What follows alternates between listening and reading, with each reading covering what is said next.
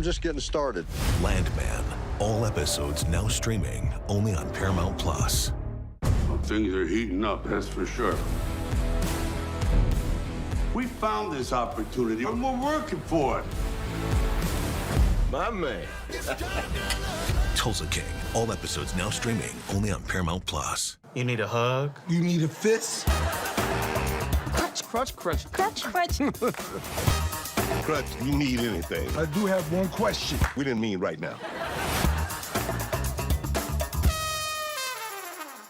Being a cadet in Starfleet Academy means being open to the people around you.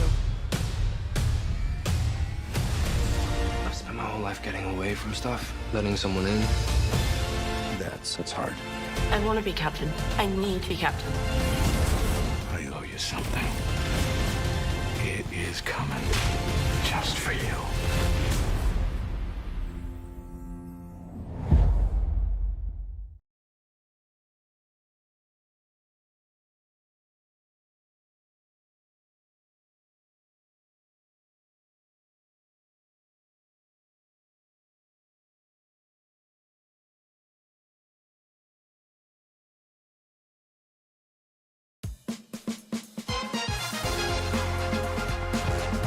What's up, everybody, and welcome into a very special edition of Call It What You Want, your favorite Average to Good podcast. I'm Jimmy Conrad, alongside Tony Meola and Charlie Davies, and this is a watch-along for the U.S. versus Portugal game, and we're excited that you're joining us. We don't have a fancy bar behind us with all those great fans, American Outlaws, but we are here hanging out and ready to get into this one. We don't have much of a run-up, guys, into the game itself. Usually we have a little bit longer of a pregame show, but we are excited to get into the starting 11. Maybe we should start there because let's get right into it. There were some changes to the starting 11 that we were surprised to see. We were clamoring for a third center back. We didn't get that. And we also don't have a number 9 in this particular matchup. We got Matt Freese in goal. Okay, and then we got Jedi Robinson on the left. Trusty and Richards in the middle. Alex Freeman on the right. Yeah, we got Alex Freeman on the right, playing right back. Berhalter and Aiden Morris, the sitting two defensive midfielders. On the left, we have Timothy Weah. In the middle, Malik Tillman. On the right, Weston McKennie. And up top, for those wondering, it's a false 9, Christian Pulisic. We've seen him with Milan playing in this position with Rafael, but here he is with the U.S. men's national team, which means Mauricio Pochettino has opted to keep Valérien Balogun, Ricardo Pepi, and Patrick Agyemang on the bench. This is a talking point, my friends. Do you feel like this is too big of a risk at this point, Tones, to try to do something new? Or if we're going to do it, we might as well try it now? I'll be honest, I'm confused by this, if I'm being completely honest, only because you bring 3 forwards into camp and we start Christian up top. Now, if that's an idea that you're going to use in the World Cup, okay, then we got to roll with it, right? We got to go with it right now. But I did not have this on my bingo card tonight. But typically, if you are going with this, like we've seen it with Milan, it's a 3-5-2, you know, or there's more for Christian Pulisic to kind of maneuver. It's easy in this formation at 3-2-1 for that one to be isolated. Therefore, he's going to be coming deep and checking into the midfield, maybe try to find those pockets, but there's no one who's behind him running off of him for the most part. Yeah. So for me, this signals maybe they're looking to play in a lower block and straight counterattack type of football against this Portugal side. And the one thing we mentioned in the last game, and Jimmy, I think you brought it up a couple times, is how many times Christian Pulisic had to defend deep in the, near the end line, right? Almost from the 18-yard box back. We don't want him playing in those areas, so this keeps him a little bit higher up the field. Yeah, I think what's interesting, too, is there could be a bit of a shell game here because we have seen Freeman actually be one of the center backs. So you could, in theory, have Trusty Richards in the middle, Freeman on the right. Jedi becomes then the wing back. You have McKennie as the other wing back, potentially Weah, I mean, based on how this lineup is set. And then you just wonder, again, we still don't have a proper number 9. So the question then becomes resident number 9, Charlie Davies. Who is creating our depth? We know who's stretching the field. Who's stretching the field? Like, we know who's going to give us the width, but who's going to create the depth? Because you need someone to keep the back line of Portugal honest. Well, we've seen Timothy Weah be that guy for the U.S. men's national team multiple times. He has the pace. He's not afraid to run, but he's starting from a deeper position. So therefore, when you're talking about stretching the back line, it's only on the counter. Right. We're not talking about in possession with a player who's keeping the center backs occupied and you're staying in a high, just in and around trying to create space for everybody underneath you. Right. All right, can we take a look now at Portugal's starting 11? You might have heard of a few of these players. They're all pretty good. We have Sa in goal, who plays for Wolverhampton. You got Dalot, plays for Manchester United. Inacio and Araujo are going to be the center backs. Cancelo is back for Barcelona. Samu and Vitinha holding it down. I thought we might get Joao Neves and Vitinha. They both play together at PSG. I'm sure we'll see him at some point. Neto on the right, getting up and down. Trincao, excellent player. Bruno Fernandes plays for Manchester United, and Gonzalo Ramos up top. Pretty good team, all things considered. Decent. Would you say pretty coming good into team, this? pretty good bench. I think Portugal is better than Belgium. And Belgium just put 5 What do you past mean us. you think? I'm trying to leave a little room there for. Belgium is a solid team. Pound for pound, they have some big names, but we saw how we competed with them in the first half, and we weren't anything spectacular, but you'd say, hey, we're pretty comparable, especially on our day. We can get by at Belgium. This Portugal side is in another whole tier. We're talking about they're in the top 5 tier for World Cup favorites. Yeah. And they have an incredible manager as well who is dialed in. So this is going to be a test, no doubt. And what I'm shocked about is we saw some of the frailties of our lineup in that 4-2-3-1 and how players didn't necessarily move in the right way. And we run back with that after we just got, absolutely smashed by Belgium in the second half. You would have thought, okay, we're going to revert to what we've been successful with as of late. Yeah, I think it's going to be a different challenge for us, and the lineup does present some questions. And I hope we get some really good answers. But let's take a look at my bets. In the last game, I had the U.S. to score first. That hit.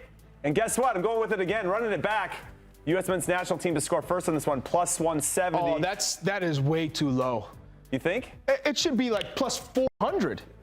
I would definitely bet if it was plus 400 for sure. But plus 170, yeah, I mean, we've been pretty good at scoring first. I think our first halves have been pretty good, but as the games have progressed, we seem to have lost some discipline, especially on the defensive side of the ball. That line should change. And then the last one, both teams to score and over 2.5 goals. We're just coming off a 5-2 game. The game before that was 5-1. I do think Portugal's going to score. I could see us hitting the back of the net as well. And then I think there's going to be over 2.5 goals in this one. So I could see a 2-1, 3-1, 2-2. I mean, so in that minus bet, what do we got to? If I look at 100 down, so I had to bet 100. I had to bet 115 to get win 100. That's how it would work. Gotcha. Yeah. So Tony ain't making that bet. Tony said no, pass on that one. I like being the amateur in this. I'm going to stay the amateur for a long time. Yeah. So who do you think we should be most worried about when we look at Portugal? Well, I think you look at the midfield, right? Samu, as you mentioned, gets the start, but you guys know Vitinha for me is one of the best. It's so good. You love Vitinha. He's my guy. After I told you, after Modric retires completely, Vitinha will become my favorite player. For now, he's in the number 2 position. Well, what makes him special for everybody that maybe does a little bit of everything? Yeah. The calmness on the ball, the understanding of the tempo of the game, the pace of the game, when to pick it up, when to slow it down, how to get guys in position, always available for players. And then, of course, his technical ability that goes on top of that, decision-making, all those sort of intangibles seem to be there game in and game out with him. There's a reason he pulls the strings at PSG, right? The team that won the Champions League. I go back to that final last year. You looked at him and the way that he played was incredible. A superstar. I say in the making, he's a superstar now, right? Yeah. I think he could, Charlie, become a superstar, a world superstar to people that maybe don't know him during and after this World Cup. Yeah, I mean, if you're not already a name that everyone knows after winning a Champions League and the fashion that they did and starring in the Champions League, then certainly after a World Cup, everyone's going to know your name. And we've seen kids in this country rocking the Messi jerseys, the Mbappe jerseys, Haaland jerseys. Vitinha is going to be the next one, I think, after this World Cup. All right, the game has just kicked off. We're excited about that, see how we perform. Oh, we can tell the difference with the jerseys, yes, Jim. Nice little contrast so we know who's who and who's doing what. But we did have a couple bets of our own, and we tried to get into somewhat of the weeds for all you soccer nerds out there. So please join us if you're watching on the Glosso America YouTube channel. We had total shots in the game, not just for the U.S. and not just on target, but just total shots. And we combined both teams. And so we need to get into that. I actually forgot what I said. I think it was 20. I don't know. You had a whole research team helping you out. Yeah, I believe this. I said 25 total shots. Oh, boy. Have a go. But here, is this way on the right? Yes. Okay, so that's already a little bit different than the lineup that was projected for us. And I love crosses. We have another a bet going too. How many passes can we get into the final third? Maybe that's the one where I said 25. And that was Berhalter. I already like that we're trying to play on the front foot, trying to defend a little higher up the field. Yes, I love that. A little steal here. Oh my God, we're getting cheeky with it right from the get-go. Ooh, Okay, hey, first shot. Good start. First shot on goal. Look how high we're playing. I feel like much higher than we did at any point. Yeah, I guess there were some moments against Belgium where we were trying to play a little bit high. Nice to see Chris Richards back out there. Yeah, this partnership with Richards, right? So Freeman is playing. With Freeman. He's playing more of a, they're playing three center backs, and Freeman's one of the center backs. On the left. It's a little bit more. I think this is through build out, right? And then defensively it'll change a little bit. Because if you have Weah out there who's creating wide width on the right, you don't need Freeman to do the same thing. Foul. Now I know Des and Freeman were together against Uruguay, but a little sloppy here from this Portuguese side. Yeah, Tillman in a good spot. Ignacio. I love the entry, looking back. You know what? I got plenty of time with the confidence right away. It already feels like our energy is different. We wanted a response, Big Tones, and I feel like this is. I mean, we're 2 minutes in, so it's early. But but it's important, right, to have a little bit of confidence. You get off on the wrong foot. You give a ball away early on, and here we go again type thing. But this is good. This is good stuff so far. As you said, it's early days here in this one, and it's a long way to go. But at least you're seeing again. What's that? The announcer's jinx right there. We give a ball away. I just we talked a lot about just conceding space to concede space throughout the Belgium game, and I'm curious to see how we manage that. It had to be addressed at some point by the team, and the best way to do that is to have collective pressure higher up the field. But man, I'm still marveling at the fact that we don't have a proper number 9. Yeah, it's nice to always have someone you can play off of, someone you can trust, who's going to be the fulcrum in the middle of the pitch, the number 9. The proven goal scorer, so to speak. This, I guess, is a way to get one more midfielder, creative midfielder on the pitch, someone who can clog up the midfield with Christian dropping deep and taking away anybody in the build-up play for Portugal. So, again, maybe he sees something we don't. So it's worth an experiment if he thinks he's going to learn something different. How pissed would you have been, though, like if you were playing, you were healthy, Chuck, and Bob Bradley was like, you know what, we're going to go with DeMarcus Beasley as our number 9 today. Oh, you know the answer to that. You know the answer to that. Beasley's a top player, but obviously his strengths are in the wide channels. So you would have been high. What a ball. Christian, in a somewhat of a 1v1 situation.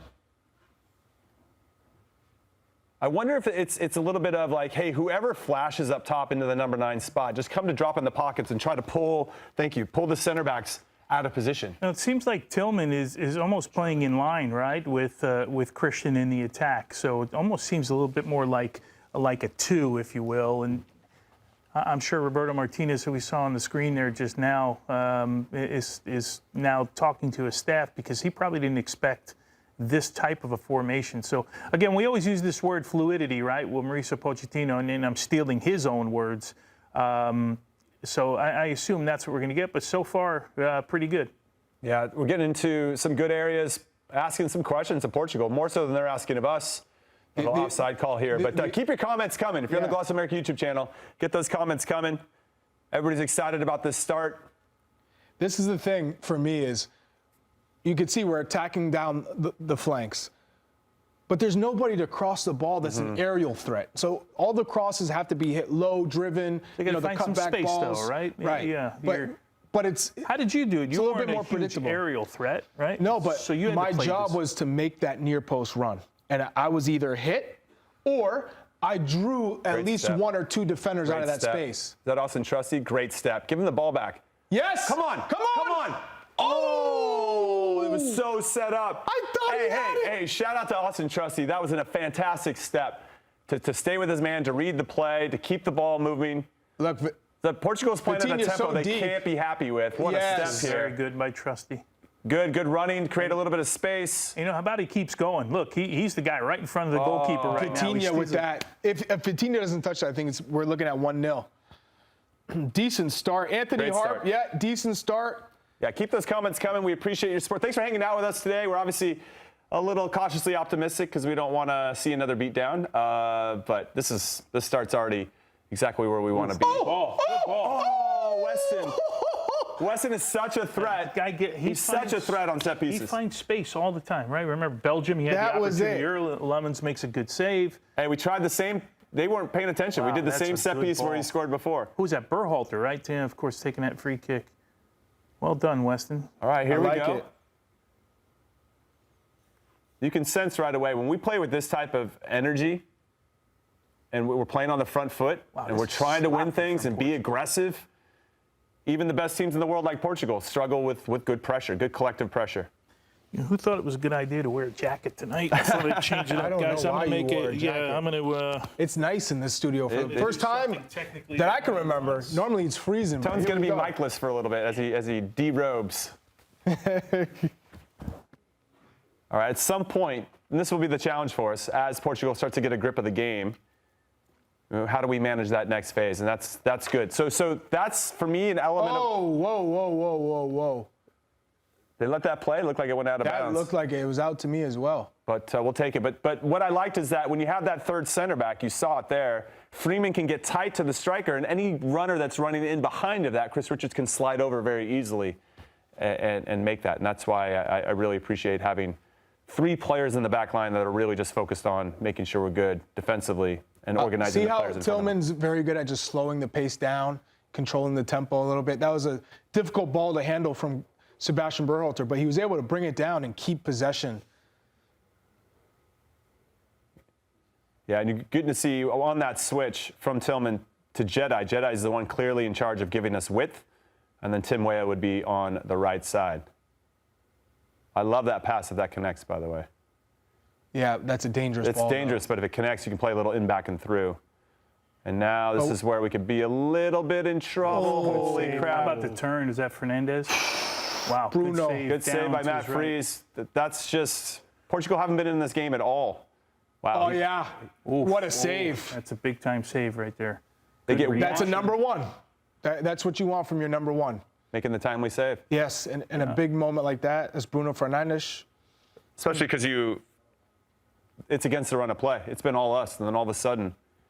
That's how quick it happens against great teams, That's right? right. They find a quick pass, and it's actually a little bit too easy to get in that position for him. All right. What kind of comments you got for us?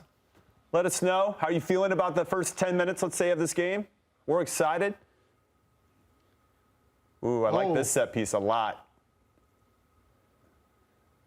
Hey, whatever they set up, I'm going to steal that one. And that was good defending from both Freeman and Berhalter. Good spot from Berhalter, and then Freeman keep his ground, makes a last ditch effort to try and moving the line. Look at the line move. Yep, They up, move get up. up. Good This is Beautiful. really well done defensively. I like that set piece, though, overall. Yeah. I might have to steal that one.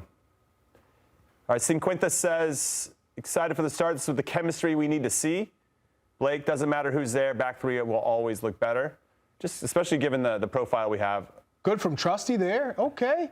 Good one, baby, too. I love it. Here we go. 4v4, 5v4, 5v5. Weston's run, open space. 1v1. Take him. Weah. Go on, Weah. Take him. Take him. Keep it moving. Keep it moving. Oh. Okay. Christian doing a 1-2 with Portugal. You'll love to see it. So I love that we're maintaining possession in and around their box. It's a lot more refreshing than watching them do it to us. We saw a lot of that last game. We're moving around a good team right now, which is good. Wesley says we need to take advantage of Portugal's slow start. I agree.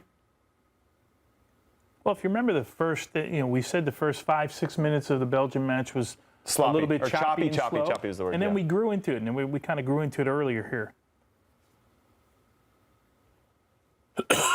So that's one of those passes where I feel like you got to look beyond the first person. You got to look to the second one and then The 5-yard pass. Yeah, it's tough, especially if you're playing into an area with a lot of players.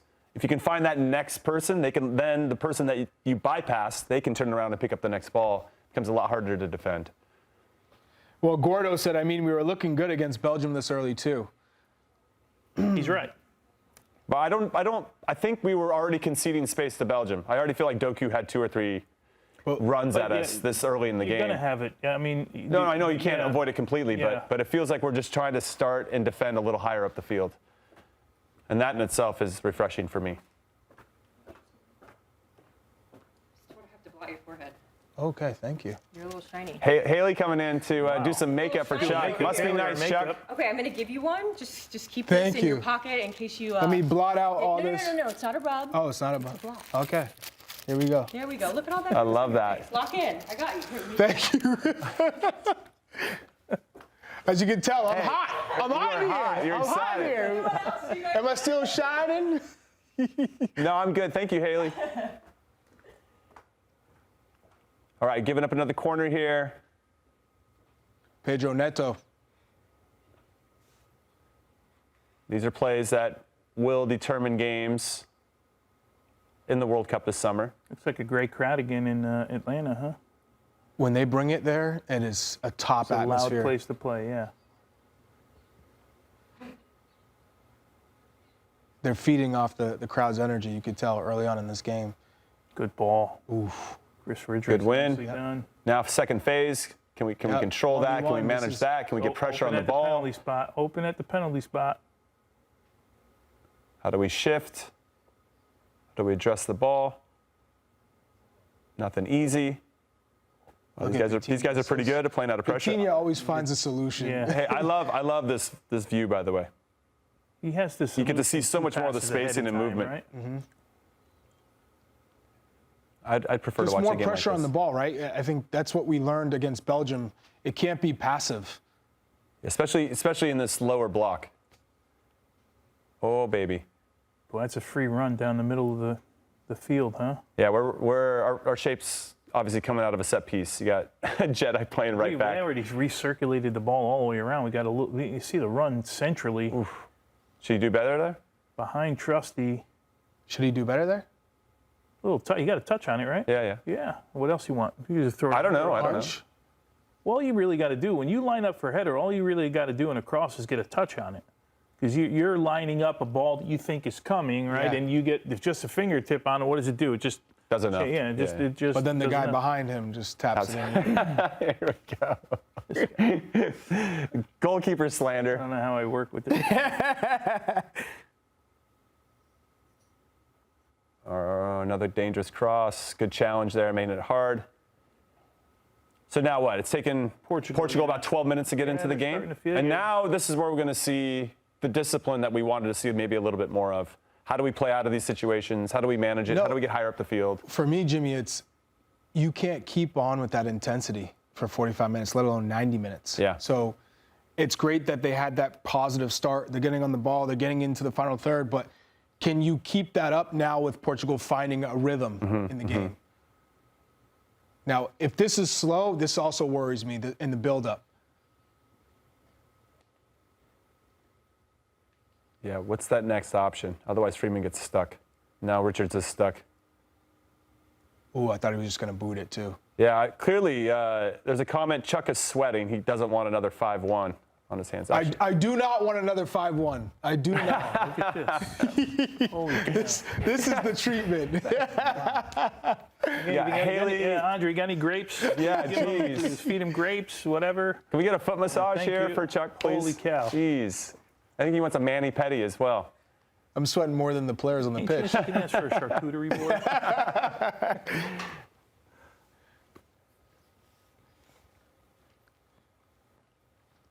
Wes getting a talk to from the referee. No, I don't mind it. Yeah. Let's get chippy. I feel like we could have battled a little bit more in those areas. Nice. Good play by Chris. Richards. But I know that center backs just like to boot it sometimes. We but like to play. Can you find? Maybe find someone. maybe Listen, if you're going to find hit a an long option? ball, you should put it outside of the box, so the goalkeeper Chuck's can't. on fire tonight. He is. Well, Already. clearly his Well, skin he's is on heated up. fire. He really is on fire. No, but you remember how we used to clamor for Timothy Weah to play striker? I see a comment here. Colin Reese, got to move Weah to striker. For me, in a formation like this, I would rather see Timothy playing in that central striker role and Christian playing in the wingback role. Yes. No, not the wingback role, but in the left, because it's a 4-2-3-1. It's a left attacking midfielder role. I don't think it's a 4-2-3-1. When you're goalkeeper, This is closer to the fluid 4 that he was. This is 4. This right now is 4. And build out, yeah. Yeah. So right now you're seeing a 4-2. I know what I'm seeing, but for me, Christian drops in. So I'd rather have Weah up at that point. Right. Well, that would create because he can run. He can run. I think the idea is that this is a good flick on there from McKennie to Christian. I think the idea is that you don't want Christian doing any of the defending. Oh! Go on. Yes. Come on. Right here. They're going to be casual. God, man, we got to take advantage of their casualness. Yes. But I like the pressure again, right? Yeah, the repress again. Put the pressure on the keeper. Morris. He gets a little confident. Get there, close it down. Is that the second time Tillman's been picking some pockets? Because he had one at the start that led to the chance of a Vitinha block. Gordo, as soon as that hydration break goes, I'm going to take a cold shower, and then I'll be back. Ashbrook says, I do not understand the striker decision. But so far, it's been dynamic. We're not playing balls into Christian's feet. He's finding some space. Wes is going to fill the other lane. See how far Chris Richards again, jumps that Aiden in. Morris. Aiden. That's a great step again. That's such a good shield. Play. That's Bruno. Now they've created a little Vitinha. numerical advantage here. See how he slowed. Go on, Trusty, get in. Yes, see, Trusty. that's Trusty. He's got some athleticism. He can get out there. And I like this here. He's getting after his central midfielders and defenders. We don't see too much of that, right? Yeah. Man, I feel like that. I always see.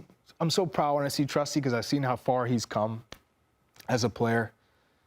Yeah, how important is this game for him? This is kind of this is sink or swim. No, this is massive for him. Like if he goes and does the job Yes. and helps keep people in their back pocket. His spot is solidified if he performs like this for the rest of the game. In the roster? Yes. Yeah, and I think he needs to now start seeing the writing on the wall. That left side, Tim not having a great game, getting a little bit older. He's got to. I want to lock this down for a little while, right? This is a good opportunity. I don't know that you do it tonight. It doesn't happen. You definitely put your name in the conversation. Yes. Exactly right. Yes. You have to give the manager some questions to ask himself. Well, he's already done it. He gave him a start tonight against Portugal, right? So he's already given Pochettino and his staff some things to think about. Yeah, I love that that pressure. Stepped in 3 or 4 times now. It's interesting. The center backs have clearly gotten licensed to go into midfield and follow whoever goes in there. We've seen Chris Richards there. Austin Trusty had that nice steal a little bit earlier, and then that puts pressure on our sixes to have to make sure they maintain their space, which they've done to great effect, which speaks to your point, Tones, about Aiden Morris. Good spot for being in good areas. Oh, yes. Come on. He's on. Oh, yes. Go on. Oh, I called him offside. But I like that little bit of in, back, and through because if you can occupy the center backs with some type of movement and another player can run in behind them, then you're really cooking. I love the spot from Berhalter here, and I love that. Oh, that's he's close. on. He's on. I'm not sure he's on here. And to be able to stretch that Portuguese back line, like we're not playing with a striker. So when you're talking about midfielders making those late runs, it's even harder for these center backs to pick that up. And there was 2 runs, not just 1. So I love the fact that we are putting some pressure on that Portuguese back line. Yeah, when is that hydration break start? Hopefully soon. Couple minutes, right? I'm getting chapped lips too and everything. We've been in more of those blotting things. If you're watching on YouTube right now on the Gloss of America YouTube channel, we got a poll up. Should Austin Trusty make the World Cup roster? Yes or no? For me, you can't determine that unless you see a really good performance tonight. So I'm going to reserve judgment, but it is promising. It is promising to see him in Mr. Center back. What's the depth at center back? If you're talking about we talked about Mark McKenzie at the left center back spot, and then you have Freeman, Mark Miles McKenzie's Robinson. on the team for me. Yeah, okay, I agree. So you don't think Trusty, given there's only one other left-footed center back? You could go McKenzie and Ream. Then you have Richards. And then you kind of have Freeman, Miles Robinson. Yeah, there's definitely room for him, but I feel like you have to put a good performance together and say, hey, listen, look what I did against Portugal. You have this thing that they can't take away from you. And that helps that he's a left footer, right? It allows you to have different angles to pass. When I was on the team, I was a right footer at the left center back position, and it does handcuff you on being able to hit maybe a quick switch with some deception. Why don't you work on your other foot? I did. You center back. I did. He did it late. You used to play with a goalkeeper that could do it with both feet. Yeah. Oh my God. Yeah, Matt Reese was pretty good. Got him. Yeah, you were right.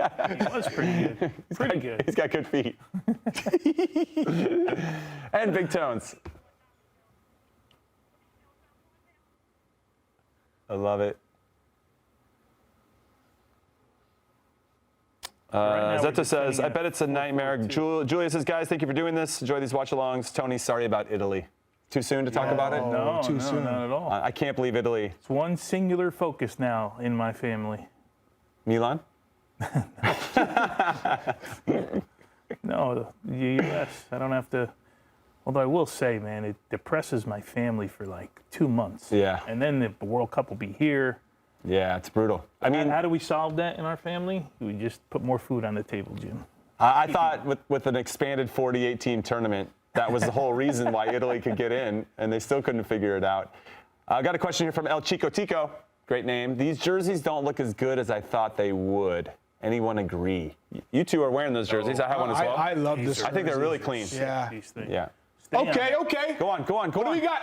We need a near post run and a far post run and somebody top of the box.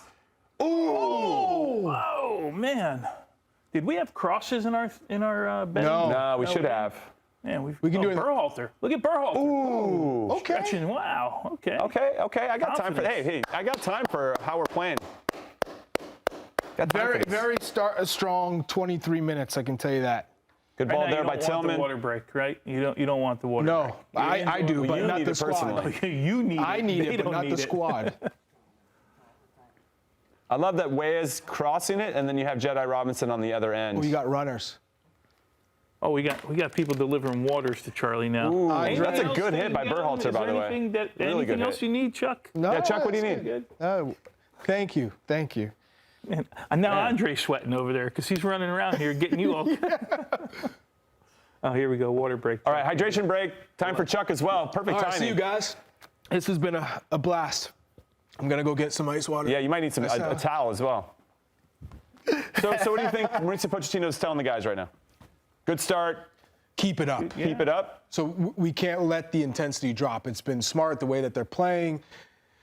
I think they've been patient in the build-up. They haven't rushed because it's so easy to panic. And then you play right into a mistake, plays right into Portugal's hands, and then it's 1-0. So to continue to keep the pressure up, but I think we have to be a little bit more clean in the final third. Even that cross felt a little bit more hopeful than really identifying a target. Just put it in a dangerous area. I wish we could get a camera. Look, Poch's got the board out. Coaches love this, man. They've never had this chance. It's a timeout. It's a timeout is what it is, right? And very reminiscent of basketball, right? We get an opportunity to draw something up, and this is some opportunity. Look at Bert Mendelbaum there. Yeah, we got to sneak in there. We got to sneak the cameras in there to see what's going on. Yeah, we need a mic. I want to hear it. I want to hear what's being said. They're saying right now, what's shinier, Charlie's face or Roberto Martinez's head? Ooh, that's the big talking point right now. Roberto Martinez's head. Yeah, why do they need a hydration break when it's a domed stadium? Because they can control the temperature. It's already been predetermined. Okay, all right. Yeah, let's just live with it. We're living with it. No, listen, I think it's cool. It does allow you, especially if you're getting run over. It's a temperature for the first 20 minutes. You get an opportunity to calm the guys down, get some info. So conversely, I wonder what Roberto Martinez is telling his guys.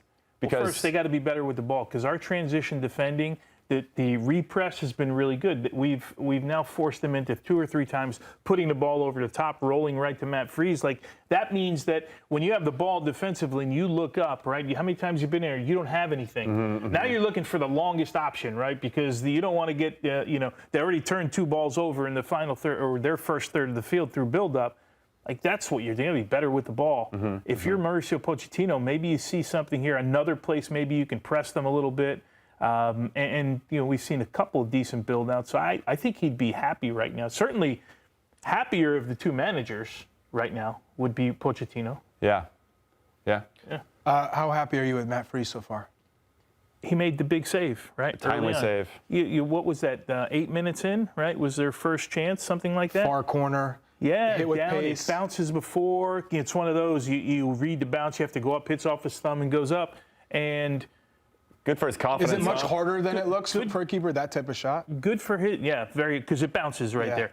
Good for his confidence, good for the confidence of the team. Look, if that ball goes in the back of net, we just talked about for like 8 minutes, a really great start, perfect. In the end, it means nothing, right? Because now you're down 1-0. Right. So that's the type of save you have to make, right? Is that moment where you may not have a lot of opportunities to make those types of plays. All right, taking a look there at Tim Ream, Chris Brady, Matt Turner. Christian Roldan. So 6 shots right now in total. I can't remember. What did I say? Can someone remind me what I said? 24 total in the game, I said. Tony had 24. Yeah. I had 25, and you had 29, Chuck. We had 6 already total shots. I'm feeling pretty good. I'm feeling good too. 6. We're a quarter way through the game. That equals 24 in the end. Yeah, that's true. Yeah, there we go. Yeah. Good math. Say never do math live on TV, right? Yeah, whoever wins, all right, now a little whoever's higher closest press. wins Look the at bet. A little higher press now. That's. Yeah, I like it. Yeah, you got to stay on the front foot here. Yeah, it's one of those things. What a touch and you know pass, there's a goal Bruno kick. Fernandes is so good. You know that's a goal kick, right? In the game, if you try and get your team to step up, it might be hard. Now you draw it up. Hey, let's go step up now. Right. Coming out of that, I'm going to call it a timeout, right? But see where our line is here? Yeah. We're just not, honestly, against Belgium, we were just dropping too deep. Extra 10 yards for no reason. And now we're addressing it. It allows us to really be a little bit more, we can get pressure on the ball. And then that's a positive domino effect. Well, think about it. We talked about, we thought we were going to go to 3 today, right? He sees that he's going to go start in one moment at 4 in the back through this. And we were like, no, we want to see the other thing. But now they had 3 days now, 3 or 4 days, whatever it is, to work on it. Right. Right? Now we're seeing something a little bit different. Yeah, which is nice. I'm in love with the line right now. Yeah. Right, and that allows, yes, we have 4 Freemans playing over there, but they also tuck in based on the position of the ball. Then Weah can come help out, and we're in a back 5. So I like, again, the adaptability of this formation and the players that can play it. Thankfully, we have some guys that are very adaptable. All right, 0-0, 28 minutes into this one in Atlanta, Georgia. But to your point, Big Tones, the fact that they got to address some of these things over the last couple of days, I think. You don't want to see the same thing, right? Yeah, no, you make some adjustments. We have actually talked about, oh, baby. Good job by Richards, going to defend. I'm wondering if Andre can bring Chuck a bunch of mints and I could steal one from him. That'd be great. Derek says I'm on FIFA's payroll. Are they talking about the video game? I used to work for EA Sports, so maybe that's what they're talking about. You're on FIFA's payroll? I don't know, apparently. Why? I don't know.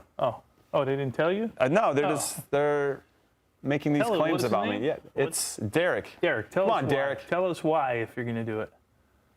Tell us why, or your Rhode Island FC is going to lose to Hartford Athletic. Any chance you could hook up a friend? We need some tickets. Mark Morente said our defense is looking much better. Spot on. Congo just got knocked out. I sound different? Like Jamaica? Jamaica's going on to the World Cup. Another CONCACAF team in. Wow. Good for Jamaica. Oh, Congo won. All right, Congo just knocked Jamaica out. Oh, another CONCACAF team out. Way to flip it. Maybe, I don't know, maybe I'm a little sick. I sound a little bit different. Maybe the microphone's a little bit different. I don't know. Maybe I need a crowd behind me, get me hyped up. I'm missing my Outlaws. I agree with Mark, though. Our defense is looking much better. I echo those sentiments, my friend. Roberto Martinez went full out, though, with the suit, huh? Man. It's a friendly. He might need a water break. Oh, he does. That tie might be a little bit too much. Thanks, buddy. Andre, the real MVP. Yes. Of this production here. He was scared to come in for me, but for Chuck, he ran right in. Chuck needs a fan. Can you get it for him? Have it point over to his buddy next to him. Okay, Trusty's been so sound. Solid, right? So sound. Good. He's been good. Been a couple moments with Christian with his back to the goal, right? It's been tough. It's not where he wants to play, but I wonder, I don't know if we could pull the stat right now, but the amount of touches he had against Belgium in the first 30 versus the first 30 of this one. Yeah. Just due to position alone. we do the first 28 minutes, Jim. Oh, yeah, sorry. It's a hydration break only.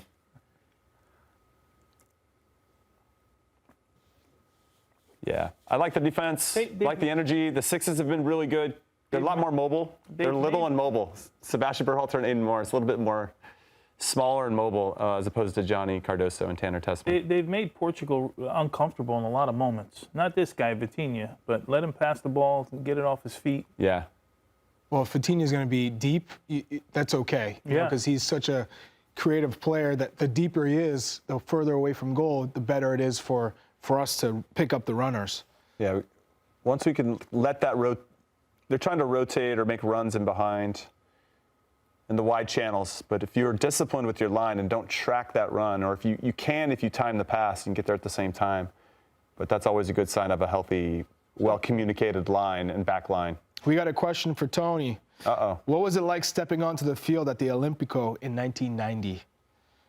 Oh, it's a dream come true. I think I told the story. That was my grandmother who was going blind. There's that picture they showed a while back where she's like reaching up in the air, and she was telling my mom, obviously my mom and dad were there, that she was feeling the game. You know, she couldn't see. She was in the stadium.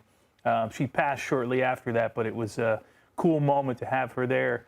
And of course, for me, if I was going to play in any World Cups, you know, and have my dream, it would be the U.S. and Italy, you know. So I got those out of the way in the first 2 World Cups, right? So I got lucky that I was able to do that. And then we played Italy and Rome, and that was special. We lose 1-0 in that game, but what an experience! It was crazy, man. It's still surreal. And have you played the San Siro before? No, I've never played in San Siro. I've been there, but I haven't played there. I can still feel this is, again, I'm going to do math. It's 37 years later.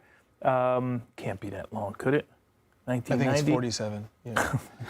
Yeah. I'm 57. I believe I was 20. No, I was 21. Yeah, so whatever, 36 years later, I can still feel walking on the field. Like I can still feel walking out of the tunnel, you know, walking up the stairs. And it's amazing, man. Yeah, it was cool. Really, really cool. I remember that for my first cap.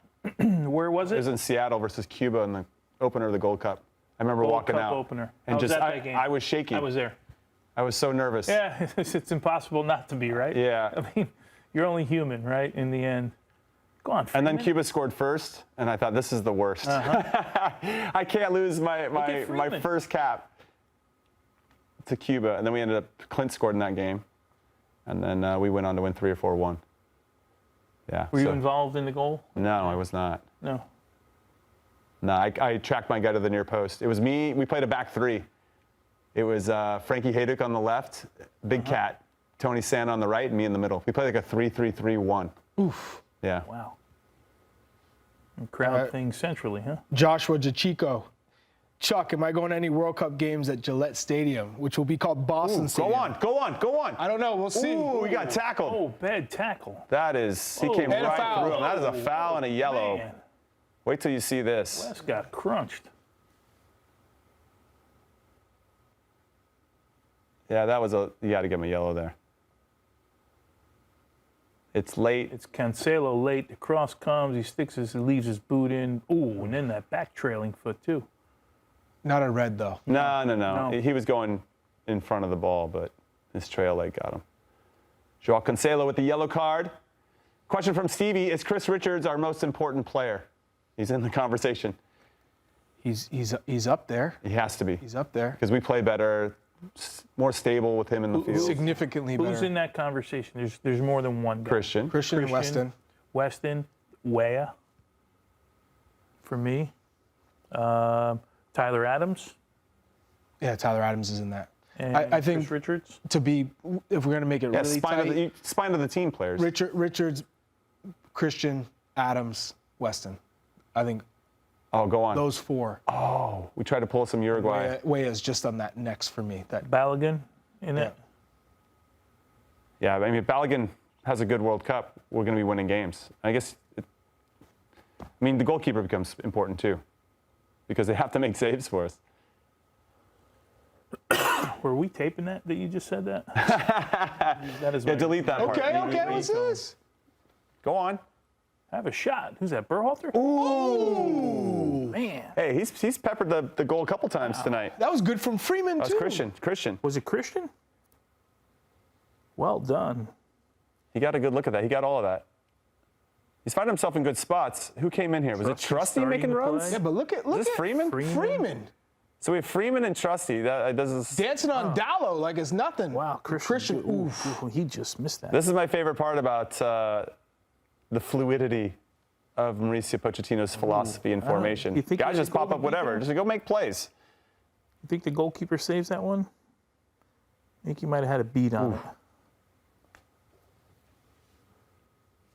So I guess very similarly to Austin Trusty, if Aiden Morris puts together a good performance, you got to consider him, no? Oh, man, that pass is excellent. Oh, no, he did a cheeky back heel. Oh, my Trincao. God. A back heel. Oh, my God. Listen, what kills me is the pass. It's the initial pass. We were good. We had him locked in. It felt kind of innocuous. One pass unlocks our back line, and then... Unbelievable. Wait. Watch this pass. Tillman to Freeman. Giveaway. Loss here. This pass, so that, who stepped across? Was it Berhalter or Morris? He tries to read the other pass, and they play through where he maybe should have blocked the passing lane, and man, they make that look easy. Hot damn, what a finish. Holy cow. God. Inch perfect. Oh, and Tillman trying to recover there in the box, right? He's making that run deep. This hurts. Wow. This is I was so excited about the first 20 minutes. I think you still should be excited. Well, about I was, we could say that about the Belgium first half as well, and then... This is the management of it, right? You got to take your opportunities on one end, and... Again, Christian gets a good chance, and then 30 seconds later, they score. That guy looks like a really thin Johnny Cardoso. Oh, man. I'm in my feelings right now. Man, you a really thin Johnny Cardoso. Like a thinner face, Johnny Cardoso. Your coaching you're going to be like a roller coaster, man. I'm not a roller coaster when I'm in charge. This guy's. I'm not in charge. I'm a super fan right now. Let me just be a super fan. Let me just be a super fan. Your players are like, Coach, and you're like, no, that's you. Tones, I give up. I can't work with this group. Yeah. Somebody said if games look at this. If games were 35 minutes long, we worked on this all week. The U.S. men's national team would challenge for the World Cup. That's pretty funny. That's a good one. Man, you see, we got a picture of Mauricio Pochettino's face. He's got to be unhappy with this, right? Yeah, you play well, and you're down 1-0. Hey, Team Marie DR, I have faith. I love to see that. Oh man. So this is where we got to manage the game. This is where we were against Belgium. It was flipped. We were down up 1-0 and let them kind of creep back into it. Now, can we, even though we're feeling probably not good about ourselves, can we figure out a way to continue to manage the game? Got to connect some passes, got to slow down their momentum. Don't allow them to do cheeky ass back heels, and we got to regain the tempo and momentum so that we can get in their half again. And start to now here they go. Tiki-taka. Man, you give these types of teams a little bit of confidence, and now you got to get to halftime either 1-1 or 1-0, and then we make some adjustments from there. It's amazing, good teams, right? One giveaway at midfield, 2 passes later, the ball's in the back of your net. Yep. Oh my God. Aiden Morris broke it up. Good job. Yeah, there's a lot of good things from our teams. There's nothing to feel bad about overall by our performance, but to your point, the top of the top teams kill you on. I mean, I remember thinking, somebody asked me to compare, the national team level to the pro level. And in the national team level, if you make half of a mistake, it's in the back of your net. And at the pro level, maybe that happens every once in a while. The game is much faster. It's faster, and you get punished at such a higher frequency. And that was good evidence of it tonight with that goal. Oh, man. So now our actions, our confidence, how do you regain confidence when you're a little bit low at the moment? Look at the back four with nobody to deal with. right now. Now you're getting Tillman at the top of the box. Yeah, Weston McKennie has 12 touches so far in this game. That's the lowest of anybody on the team. Is it? Yeah. How do we get him more involved? Good pressure here. This is how we've actually gotten some confidence before. There, good. We've done a good job of that, turning the ball over, not allowing them to build out of the back. Robinson. Oh! But then it's doing something with it, you know? Right. Yeah. But that's when we've been at our best, to your point, Tones. Like when we've been able to kind of get them higher up the field and then be really compact from there. Yeah, we've gotten our best chances from this. We've made it really difficult for Portugal to build out of the back. When they get in that attacking third with this group, you got to be really concerned. Anthony Robinson here, long distance shot goes wide, but you'll take that sequence anytime. Yeah, hit us up. How you feeling? Here's another turnover. We've been very good Well with our compactness and our team shape. That part of it's been probably the best part of the game so far. David consistently good. David Lumsden, 4479. What subs are we making? Well, I think a number 9 needs to be considered first and foremost. You mean? Yeah, you need to have. Then you got to take somebody out, right? You got to. There's Christian back to the goal. Yeah, that's just not his game. No. Yeah. Like, I can see the thought process, but he can be a number 10 and still do the same thing. Yeah, and now he's going to get a yellow for Christian kicking somebody. Got a piece of Vitinha. I like Berhalter. Man. Yeah, I like everybody coming to his defense, though. He's been getting kicked, so yeah, give and take. Vitinha gave him a hug here. Stevie 4105. I want to see Pepe come on. Is that who you want to see come on, or would you rather see Balogun come on as a substitute? Would you rather see Ajiman come on as a substitute? He doesn't get him that much, to be honest. No, he doesn't. That's why Vitinha got up and gave him a hug. Yeah. Gets a little love tap on his toe.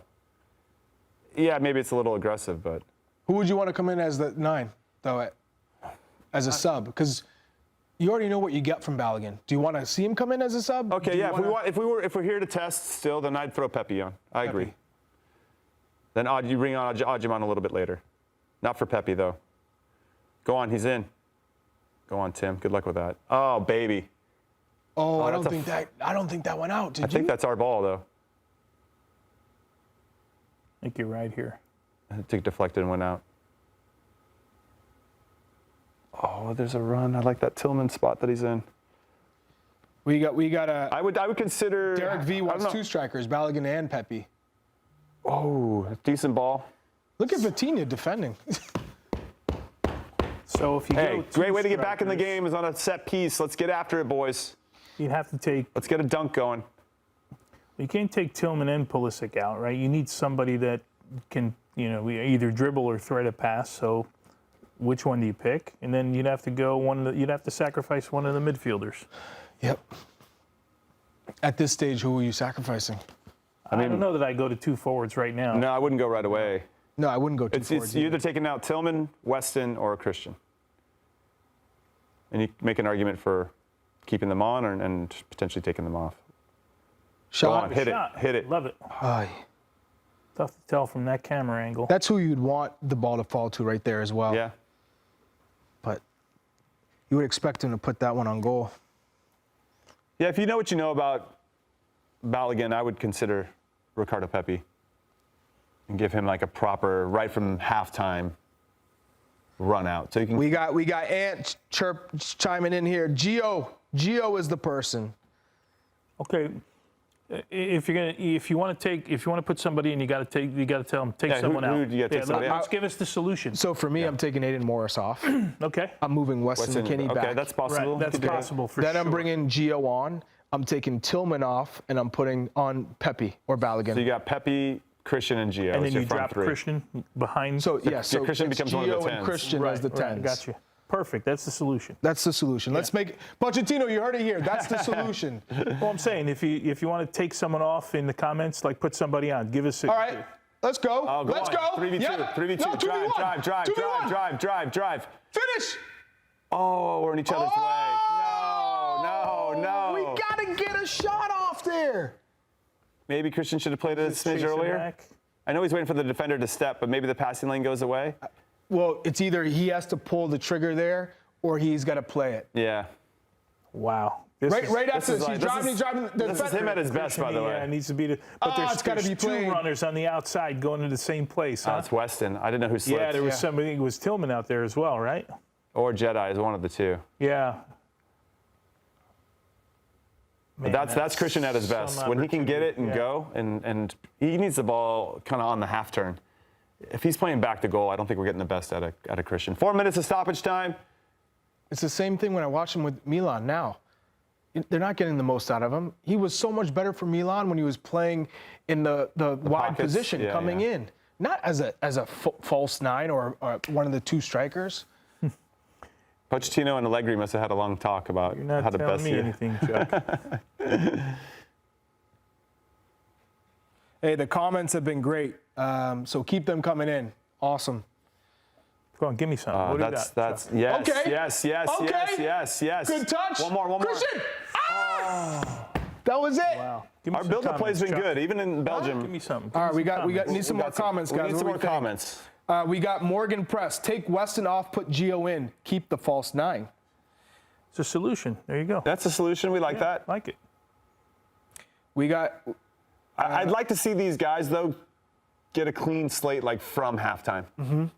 Instead of bringing them in 60th, 65th, 70th, when we know Portugal is going to make 1,000 changes as well. I wouldn't want to make too many changes again from what I'm seeing so far. You want them to solve problems. Give them 15 minutes to solve this thing out. 10, 15 minutes. I know some of these guys are probably on minutes restrictions tonight, which I understand, but they have to have another 10 minutes in them.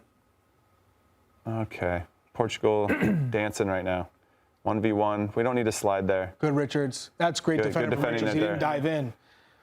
Right now, XG, if you're into advanced statistics, XG US is 0.45, Portugal is 0.26. So we've created more of the job by Berhalter too looks, to poke it away. Nice. Shots, the US leads 8-3, so we're 11 in total. Marco Morante, we need to see Balogun and Reina, the Pulisic connection somehow. Yeah, okay, that's fine. That means Tillman and Weston come out for you. Max says Balogun, Morris out. West, baby. Keep it going. We'll get him. Yes. Go on. Yeah. He can't catch up with you. Can't catch up with you. Oh, he didn't dive in. That's good defending, by the way. That's really good defending. And now Christian's going to get a yellow. Yeah. He was hoping the Portuguese defender was going to slide. He didn't. Bruno Fernandes needs to just pipe. shoot the ball. He needs to pipe down. He needs to pipe down, buddy. Just relax. So he put out his good turn by Tillman. Ooh. Love that. Yes. Love that little quick feed. Right here, touch and then shot. Just take the shot. He did a really nice job of defending that. Araujo did a good job of defending. This is the frustrated swing of your leg. Oh man, I get a big kick out of that. Has Christian scored a goal since he grew out his beard? Question. I don't know. Can we look that up? Yeah, can we look that up? Do we know? They're working on it. They're working on it. I don't. I know Ivis right now is like this. I was like, I will find it. I will get to. I'll find it first. There's a big competition in the back. Lineup picture. Yeah, Anthony says I want a physical presence as the outlet. Bring on Pepe. Jair Vasquez, we really starting a World Cup with no creator for our number 9? Yeah, I mean, how about just no number 9? Good line here. How do we manage this situation? We feel like there's a better solution than knocking it out of bounds there, but I know how it goes. All right, we're almost to the end. Gordo says Tillman's made some good passes. I don't take him off. Give me Pepe or Ballo and Gio for Christian and Weah. Yeah, so a lot of the chatter right now that we're seeing too is that maybe Pulisic should be the one that comes off. Mm-hmm. That would be crazy, bro. Given how important he is to our setup. Or drop him into, a role back into his spot where he plays to his strengths. With him, yeah. He's more familiar with. Although, having said that, he's played as a striker at Milan. Yes, a bunch this season, or at least a second striker. That's it. All right, that's halftime. Yeah. Portugal 1, the U.S. 0, but a lot of promising signs of what this team is capable of. Nice to see Chris Richards back in the mix. All right, we're going to take our first break of the show. When we come back, we'll get into the halftime show and get into the details of what we saw a little bit more. So keep it right here.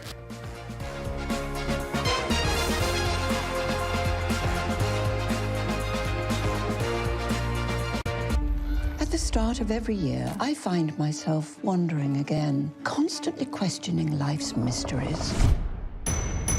Could I make it in the UFC octagon? When Jeff Probst asks survivors, ready? Do they ever want to say no? Has Dexter ever considered meditation? Will Beth and Rip make it last on the new series Dutton Ranch? If not, Rip, call me. Stream new series and returning favorites, plus huge events. It's going to be the biggest year yet. Welcome to the Running Man. The rules are simple. Survive 30 days. But the entire nation is hunting you down. The grand prize, $1 billion. Win this game. Change your family's life forever. Hunt him down! People will sell you out in a heartbeat. What is happening? Welcome to the Running Man.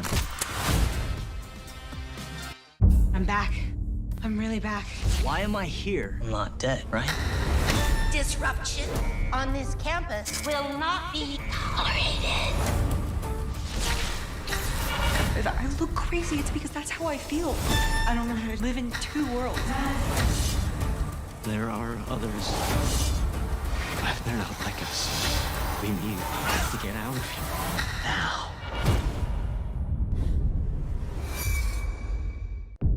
Open your eyes. Paramount Plus has a mountain of movies. Wow. New movies. Timeless movies. Guys who are running out of time movies. So get in on the latest blockbusters. Trust me. And relive the moments that get you every time. And that's all I have to say about that. A mountain of movies. Now streaming on Paramount Plus.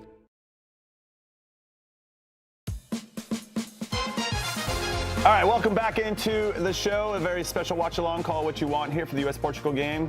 Nice look there of Sebastian Berhalter. Chris Richards, nice to see him back in the squad. And Aiden Morris quietly putting together a good game. Weston McKennie. It's been a good challenge, and I've been impressed with a lot of facets of how the U.S. have performed. But when you play against a top team, they're going to take advantage of even the smallest mistakes, and I thought Portugal did that to the highest level, Chuck. They did. You know, what hurts is the positive start that we made as a group. We all felt the energy. They were closing down Portugal. They were winning the ball in the attacking half, but nothing came from it. And that's where we really have to improve, is finishing our chances, putting them on goal, giving ourselves an opportunity to go in front. And it feels like right now we're in this mode of we bring the right energy, we're creating chances, but then we make a silly mistake and we get punished for it. What's interesting is it didn't feel like there was a real out-and-out obvious mistake on that particular play. Maybe a little sloppy at midfield, but had we won that ball 2 seconds later, we never would have thought about it again. But they make the right pass. Aiden Morris gets caught leaning to his right. It goes to his left. That kind of breaks through into our line, and then everything kind of just falls apart. And they had a back heel, nice quality finish. And I don't know, Tones, when you watch that goal in particular, yes, we could have addressed it in a couple different ways, but it just didn't. It wasn't like an out-and-out mistake per se. It was just kind of a. It was a turnover. Well, turnover. He gave the ball away in midfield. No, true. It's a mistake. No, yeah, especially if you're going to give it in midfield. Ball. Yeah, that's fair. Weston has to try and do something, but it's a pass backwards, and it not only is a pass backwards, it goes right to Vitinha, of all people, who plays that beautiful ball forward for Bruno Fernandes in space, and we're disjointed. Next thing you know, can Trusty read that Trincão's the only one really available for that pass? Yeah. It felt like you could see that Bruno Fernandes was going to backheel. That was the only play he had. Yeah. And next thing you know, it's in the back of the net. They really had two opportunities, right? The Matt Free save and the goal. And both were turnovers in midfield. Both came off of turnovers, right? And that transition defending that had been pretty good throughout the game. Two moments where maybe you're disjointed a little bit, and all of a sudden there's a through ball almost in the same area of the field, right? And you end up being down 1-0 when it's all said and done. But I think the more, I'll call it more positive football came from the U.S. for the most part. I think the defensive part of it through build-up, and we're getting a look now at the turnover as Weston McKennie tries to play it back in. to the center of the park. I mean, it's one through ball. It falls right to Vitinha, of all players. People. Yeah, it's what you got to be careful. Like, you got to, it's one of those guys in your mind, you got to put a red bib on him, right? And you got to know that where he is all the time. But unfortunately, that's where it goes. And you saw the quality, of Bruno Fernandes to backheel the ball. And then Trincao, I think, in the end, it's a great use the defender as a shield. It's a great He did. I mean, there is something to be said that if you get or allow someone to take 2 touches in your box before they shoot, or I guess get a touch before he shoots, you got to close the ball down a little bit better. And, yeah, we can break that down a little bit more. But, yeah, ultimately, when we watch the replays here, both of the best chances for Portugal came from our turnovers in midfield, which is a bit disappointing because that's obviously something we have control over. Let's take a look, though, at the stats for Austin Trusty. We were surprised to see him in the starting 11, but have been impressed so far with how he's played. 34 touches. He's won 1 duel, 3 clearances, 4 recoveries, and one of the best actions of the game for the team was when he stepped in, won the ball in midfield, kept going, and that created a really good chance that Vitinha ended up blocking. Chuck, you remember that one? I'm so impressed with Austin Trusty. His ability to read, but like all center backs, Jimmy, you know this best. If you make that commitment to win the ball, you have to win the ball. And if you don't, it's a foul, right? And it feels like early on in his career, he would make that decision. And more times than not, he would choose the wrong decision, or he'd take the wrong approach. Now, with a number of years under his belt, it feels like he's got a good idea of when to step versus when to drop.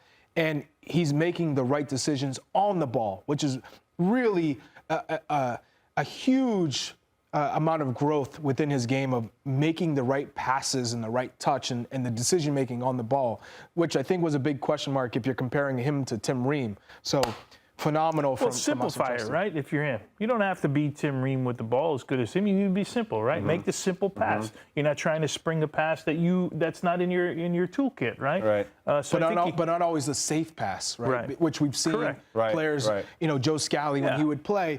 It's always the safe pass. Sometimes the safe pass gets you in trouble, gets your teammate in trouble. Because it's so predictable. And it allows them to jump and press you, and that's never any fun either. All right, we're going to take another break here at halftime. When we come back, we'll start to look ahead at what we want to see in the second half. So keep it right here.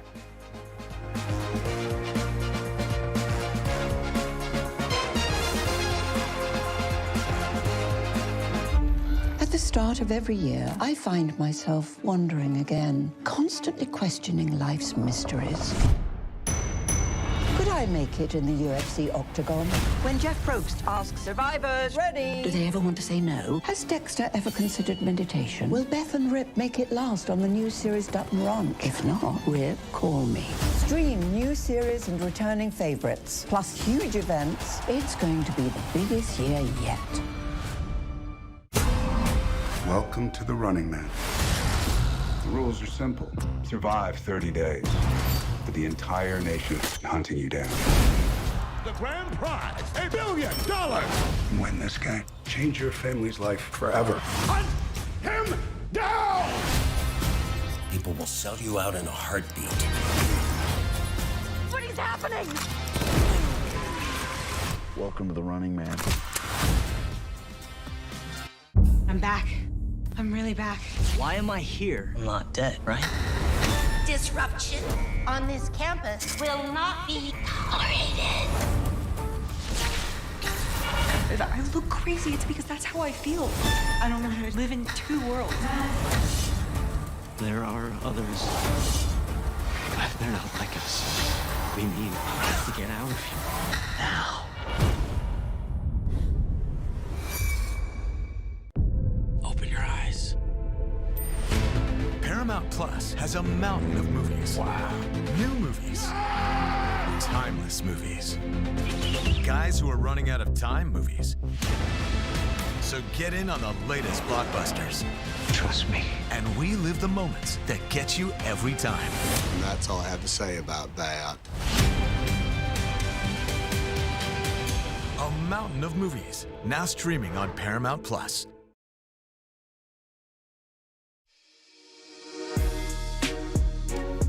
All right, welcome back into your favorite Average to Good podcast. Call it what you want. Here's a look at the starting 11 that Mauricio Pochettino started here against Portugal. Got a back four, Anthony Robinson, Trusty, Richards, Freeman, Freezing goal. You got Morris and Berhalter, been pretty solid. You got Ways actually on the right. Tillman and McKinney are finding the pockets where they can, and Christian Pulisic is the number 9.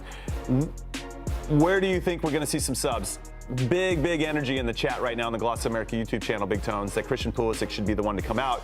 But in fairness to him, he's playing in a position what doesn't necessarily play to his strengths. If you dropped him in a little bit more, maybe he'd have more of an impact. He may come out, right, because he expended a lot of energy. I wonder if he thought maybe he was going to, or knew maybe he was going to get 45 minutes in this game.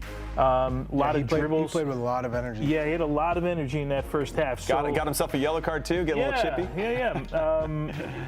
If that's the case, maybe you stay with the same formation and you use either Ballo or use Pepe. I'd like to see Pepe myself right now, just to give them a different look. Dynamic up top. More of a target player, if you will. The team could use that. Or Reyna, again, Tony, your point.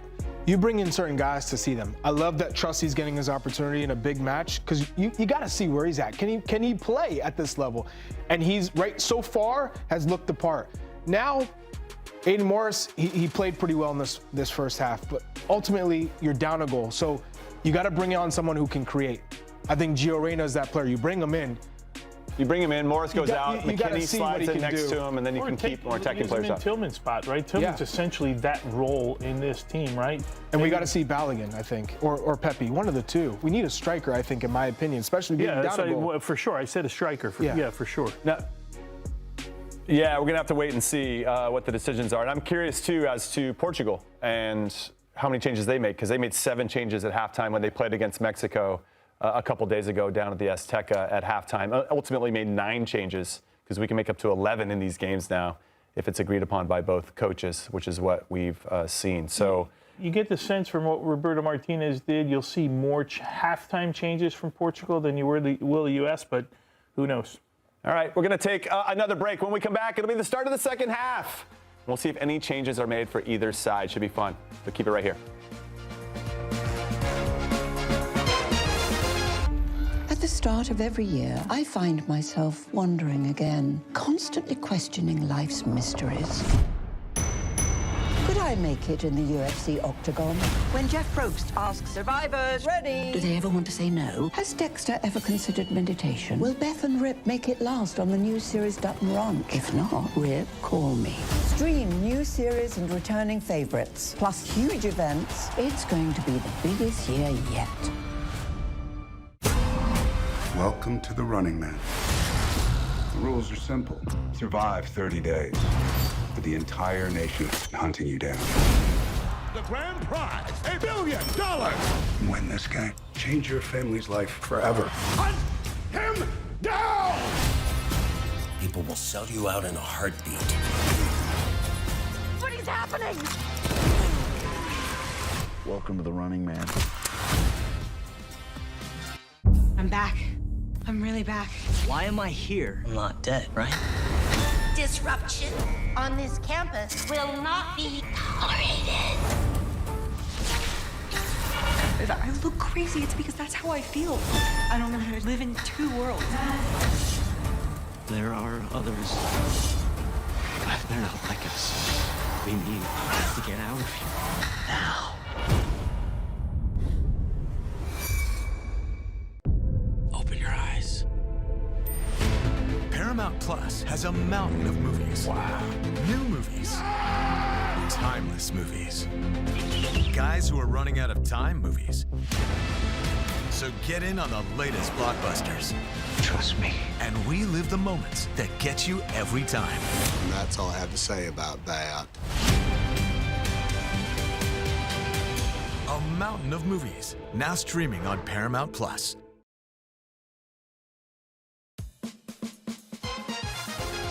It's Call What You Want time, special edition watch along, U.S. versus Portugal. We got a little momentum chart for everybody to look at, and the U.S. looking bright to start. Then Portugal got a little bit of a grip of the game. That was around 15, 20 minutes, I think you can see there. Then we wrangled it back, and it looked like we were starting to be in a good way, and then they scored. They took advantage and punished us for a turnover, and then it died. And we had maybe another shot from distance. Christian had another shot from distance, but that was pretty much it for the rest of the half. What do we want to see here in the first 15 minutes, Big Tones, from our team. Changes aside, just in terms of mentality, I know it's very easy, and I would almost say, keep it up, because there have been a lot of good things, especially when we're high pressing up the field. We said that in the Belgium game. I know. The funny thing is, we scored first, and Weston had that opportunity again off a set piece, the corner, just misses. I thought it was in the back of the net. So we got the chances we needed. We just didn't put them away. Portugal scores. Now it's all about the reaction. This is a game where we saw ourselves maybe start a little bit on the front foot in the early second half against Belgium, and then boom, we got buried. And then we made all these substitutions, and it got worse. The rhythm was off. It looks like Patrick Ajiman's coming Big Pat coming on. Tanner Tessman's coming on. But we have to finish our chances. So to get back in the game early, I'm talking first 10, 15 minutes, we got to get that goal. Yeah, it's going to be interesting to see where we set up. I actually thought we did an excellent job, Tones, of our line, right? Our line wasn't too deep, and that allowed us to press higher up the field. And when we were set off a goal kick, we were very, very good. And that's where I thought we got our best chances. And when we look at the momentum chart, that's why everything was kind of tilted our way. We did a really nice job of that. It took Portugal a little bit of time to find their way and to find their own rhythm and tempo. We're going to have to see more of that, but we can come in and say, yes, we need to do this, and we need to continue to do that, and so on and so forth. But then your opponents are saying the same things, right? And so then we have to be really thoughtful and intentional about how are we solving the problems to their adjustments. And I thought we struggled with that against Belgium, and I'm hopeful that we can rectify that right away. It's a little bit of that momentum chart, right? That's just what we saw. You start well, the opposition makes an adjustment. You got to somewhere around the break in that thing, right? Mm-hmm. So now you make an adjustment, you have a little bit of the ball, and then they start to figure out what you're doing, and they make their changes too.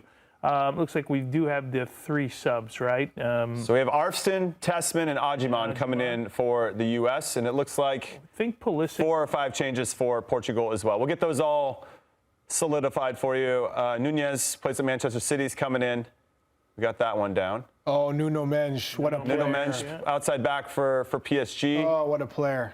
So arguably the best. Conceição from Juventus is coming in. Yeah, he'll be lined up with Freeman, right? Nuno Mendes. Yeah, if he gets that high up the field. I mean, ultimately, he could be more up against Weah. That's where he makes his living, right? Yeah, that's true. Running so all the players that came off. Can you go through the players that were subbed off? We'll see this formation. So Ajiman as the target. Looks like Tillman. So Weston came off. No Christian. Weston came off. Christian. And Jedi Robinson came out. Mm-hmm. So Weston, Christian, and Jedi. Like for like, right? In the positions they were playing. If Freeman getting forward. Wow. Oh, good ball. Go on, Ajiman. Big Pat. Go on. Oof. Forgot the ball there, but it's fine. It's just got into the game. It's that early, game jitters. Yeah, sure. Arfston, now you got to take a touch and whip it in, baby. Another good start. All of a sudden we, oh, no, you can't call a foul there. Come on, ref. Wow. Saying he undercut him. I'd like to see that. He doesn't seem to be arguing it too much, Malik Tillman. All right, so a lot of people got their wish. Christian out, Ajiman in, over Pepe. Yep. So that's something to explore. Point up top. Yeah, you needed a 9. Whether it was Pepe or João Felix is in. So now you got another whole collection of talented Portuguese players coming in. And fortunate there. So let's see what Tessman Tessman, you're going to see Tessman and Aiden Morris maybe drop a little bit deeper. Berhalter pushes up. It looks like Berhalter's a little higher in the field and almost that 10 position, right? Yeah. And Tessman, don't lose it there. Oh, man. That was close. That was Aiden Morris. Whoo, baby. This is good. Who didn't read that there? Ajiman or Weah? No, I think it was Tillman, right? Who stepped one way, they just miscommunicated on it. But I like the tempo there. I like the rhythm of those passes. Yeah, it does look like Berhalter's a little higher up the field. Or maybe it could be rotational based on the position of the ball, because you have Aiden Morris up high now. This is a big moment for Arfston, right? by the way. Yeah, Arston needs a reaction from his game. I still think he's on. He's not a starter. It's Jedi number 1, and then he's a distant number 2. And maybe a game where you're playing against an opponent, let's say like in Australia, that's going to be sitting back a little bit deeper than maybe some of the other teams. I think if he doesn't have to defend, if it's a game where he doesn't have to defend 1v1 too much, then it's a little bit more suited to him. Yeah. And not every game does a wingback have to defend in those areas. These little fouls drive me crazy, by the way. When we're fouling somebody that's clearly going to play backwards. Like, just let him play backwards. You don't like the fact that Berhalter's trying to get up his backside here? No, I like that part of it, but if you're giving away, this is like... But they're 50 yards from goal. No, I understand. There's a lot of people here in the comments that don't understand the substitutions. They're perplexed by the subs. They don't understand them. Poch doesn't care. These subs can't be the subs for the World Cup. We have to remember. The sky is falling in the chat right now. We got to remember, he's also testing players. He might know what he's going to get from certain players. So, for a guy like Max Arfson, maybe this is the difference of being the 26th man, if he's even on the roster, versus, you've had 2 chances in this last round. If I'm playing with a back 4, you can't defend. How can I place you at left back, This is a great opportunity for some of these guys.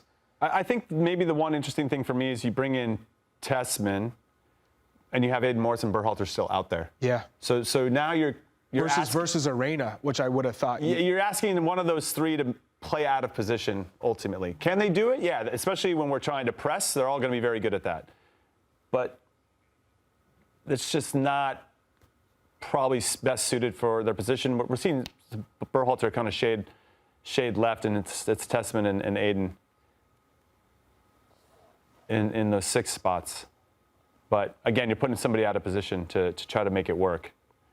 Sometimes it does, but I don't know if it's a long-term fix or a fix that we think is going to help us win World Cup games. And that one's going out of bounds. Oh, what a touch by Arston.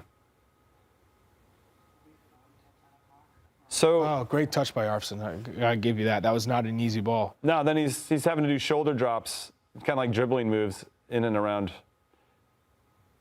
our box. This is always risky. We got one from Josh Wallace. What does this say about how Poch thinks of Reyna? We're talking. Yeah, it doesn't. The training sessions, the game. For him not to get this opportunity.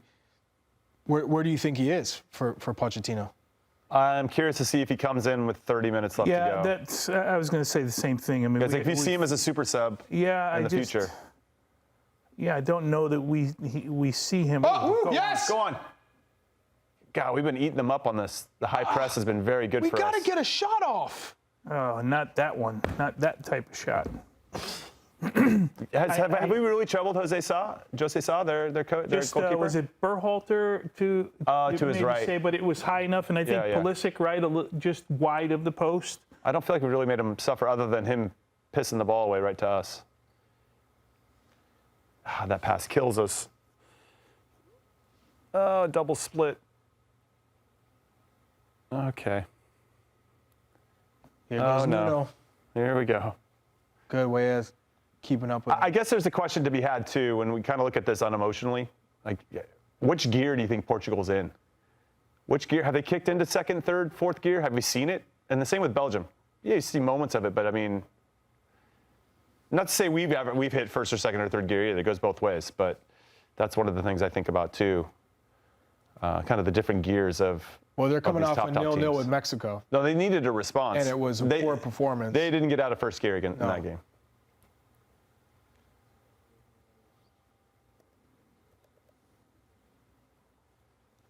Yeah, some of these teams in top gear is just amazing. And we look great when we're in our top gear as well, and we've seen it. I mean, the Uruguay performance was excellent. We saw glimmers of it against Belgium in the first half in particular, and in this first half. It's just a matter of if you can consistently put those sequences together. That's going to be the big ask for any team that's going to go on and have a deep run in the World Cup, but especially ours. And I've been pleasantly surprised and excited about our build-up really calm and composed, trying to get out of different situations.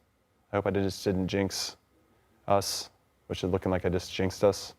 I'm just looking at some subs, and I like where we've gone so far. In terms of what? Just the pattern. I mean, he kept the same pattern, right? I didn't want to see a complete change of, formation the three again. midfielders are very much similar, though.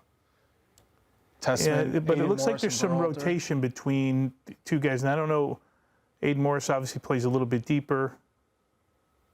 We got to keep this ball now. Very good. This is good by Very good. Tessman. Now it feels like we're running downhill.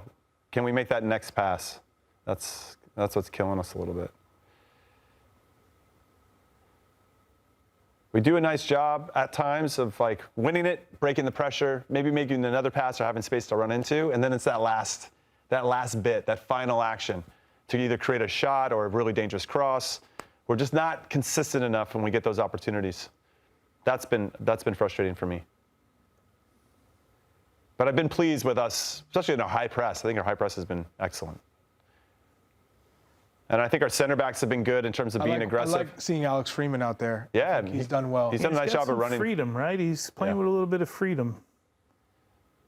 Yeah, I got a question from Steve or a comment. Overall quality in the box has been poor. Pooping our pants, not composed. Which again goes back to I'd rather see Alex Freeman in that right center back role. Yes, instead of being isolated out wide or feeling or if you're talking about if Dest is playing, right? I feel much more confident with because Freeman's a gamer. You just know he's able to play and rise up to the occasion. I love what I'm seeing from him. But if Dest is on the pitch, I'd rather have Freeman, who's also capable of making an overlap. You know, Dest has been comfortable playing as a right back, defending lower. So you have much more freedom and fluidity with him on the pitch. Because you need to have sometimes a right center back if you're playing a back three, not to be afraid to venture forward. Right. You know, and he gives you that threat. Right. Another good comment question here. Are we concerned about a trend of bad second half performances against better teams under Pochettino? Yeah, because That's you keep up good question. If you keep up the intensity, you can only keep it up for so long. And if you're talking about playing against better national teams, they grow as the game, continues to get later and we start to slow because we're getting tired. Yeah. And that's when you see the difference in quality. Unfortunately, I think with all of these changes, that's why I said in the last game. I know. I watched the first 60 minutes because the rest seemed so scrambled. To me, yeah. Right? There's just way too many changes. Oh, here's that 1v1 we're talking about. Let's see. Oh, it's Conceição versus Arston. Yeah. He always wants to get on his left. Good. He brings him to his left and makes him play back. That's good defending. Yep. Yeah. And that split is absolutely killer, by the way. Oh, man. Oh, they got too complicated. Oh, man. Hey. That little pass is sick. That's similar to the pass that led to the goal they scored. All of a sudden, it's like we're caught sleeping a little bit, and then they just make this really, really good pass. We're not looking. Oh, yeah, the split. Well, that first cut is nice. He just didn't know where he wanted to play it at that point. It's almost too many guys at the top of the box, right? Yeah, like you kind of caught in the middle of a few guys. If that's Bruno Fernandes or even Cristiano Ronaldo, that's in the back of the net. So that's all right. So we're going long into Ajiman, which we couldn't do in the first half. No, Matt Free's got to play that one a little bit more on a line drive, right? Yeah, so he can have a chance to chest it. Yeah, it's a tough ball, but he had some room to do it. I think what's interesting too, if we're nitpicking here, as we do from time to time, is that on both of those passes that we're referencing, the one that led to the goal and the one that led to that chance for Portugal, both off of Aiden Morris's left shoulder. Right, and that's part of the job of the 6 is to block passing lanes. And now he's got to get information behind him to let him know where people are. But that's a bit of a nitpick for me where could he be more alert and aware of his surroundings? But you say nitpick, but you're talking about a World Cup. So right, so you have to nitpick. So every detail matters. Yeah, that's true. Yeah, that's true. It's okay. You're like, it's nitpicking, but this is how you win games. Yeah, right? Or by the way, it's how you lose games, right? Yeah. It's the details. All right, this one's from Gordo. Gordo says, this window reinforces to me that I don't need to see Weah starting. Not at right back, not as a winger. I want more context there. The right back, what are you not seeing, or what do you want more of from him? Wow. What a ball. Men's go. Yeah, you got to find your marks. You got to get close to the ball at some point. Nice from Trusty. I just don't feel like you can. So to Gordo's point, if Timothy Weah is in more an advanced position, if we're talking about a wing back, we're talking about higher at the pitch, he gives you work ethic on both sides of the ball, right? But he also has the pace to stretch, which we don't necessarily have a lot of. So that's why he was so valuable as an attacking player, because he can stretch. Wow, how about that defense? Let's not forget the opening goal of the 2022 World Cup came off of his pace, getting in behind Wales and scoring, right? So he can give us that, and I think defensively, that's not his strengths. So if you're asking him to play right back, remember, as a right back, your first priority is to defend. And I think that's what we're not playing to our strengths if we have him playing. I agree with that. And the fact that he's back there in that game against Doku, right? Well, you know you're going to defend all the time. We're taking one of our guys that could stretch the field, and we're leaving him in defensive third the entire match, right? We basically know that's where he's going to play the entire match, is in that final third of the field. Oh, look at this. You can't let him have a touch before he hits. Oh my God! You can't. This is that's listen. That's 2 goals where we let them have a touch before they hit. How do we you have to get in the top of the? That's awareness. That's awareness. And it's Joao Felix. It's not like it's a center back. It has just chilling nothing there. to do with talent. It's about making a play and having recognition and awareness about making a play. And you got to step. You see Matt Freese there. They cut away from him. He's like, you got to step to the ball. He has time to take a touch. And it's not even a great touch. Why? In what world do we not have somebody at the penalty spot or at the top of the box? And he sees 4 defenders in a line, João Felix, and this is way too easy. Way too easy. João Felix follows up his trash talk of the U.S. with a golazo. What did you just say? Nitpick? This is nitpicking. That's the right. This is you start the play defeated because you don't have somebody at the penalty spot. If you put somebody at the penalty spot or in the top of the D, they don't even play that ball.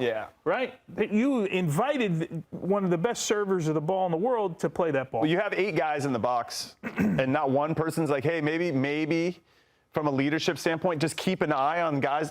Even if you don't want to go out there, just knowing that that's a possibility. How many times do you have to get scored on outside of the box? And then how long? But listen, how long does that ball drift for you to actually change your speed and get out there? And then he gets to take a touch, and a shitty touch at that. And then, come on, let's get back. Get back.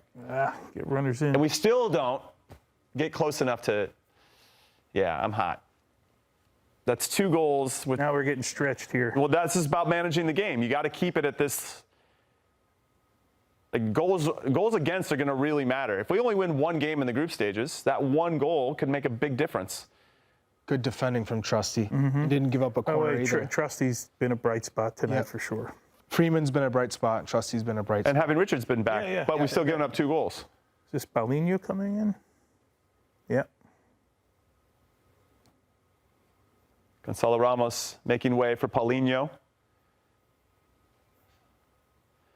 Yeah, let's pivot to Portugal right now, since I'm hot and mad at the U.S. right now.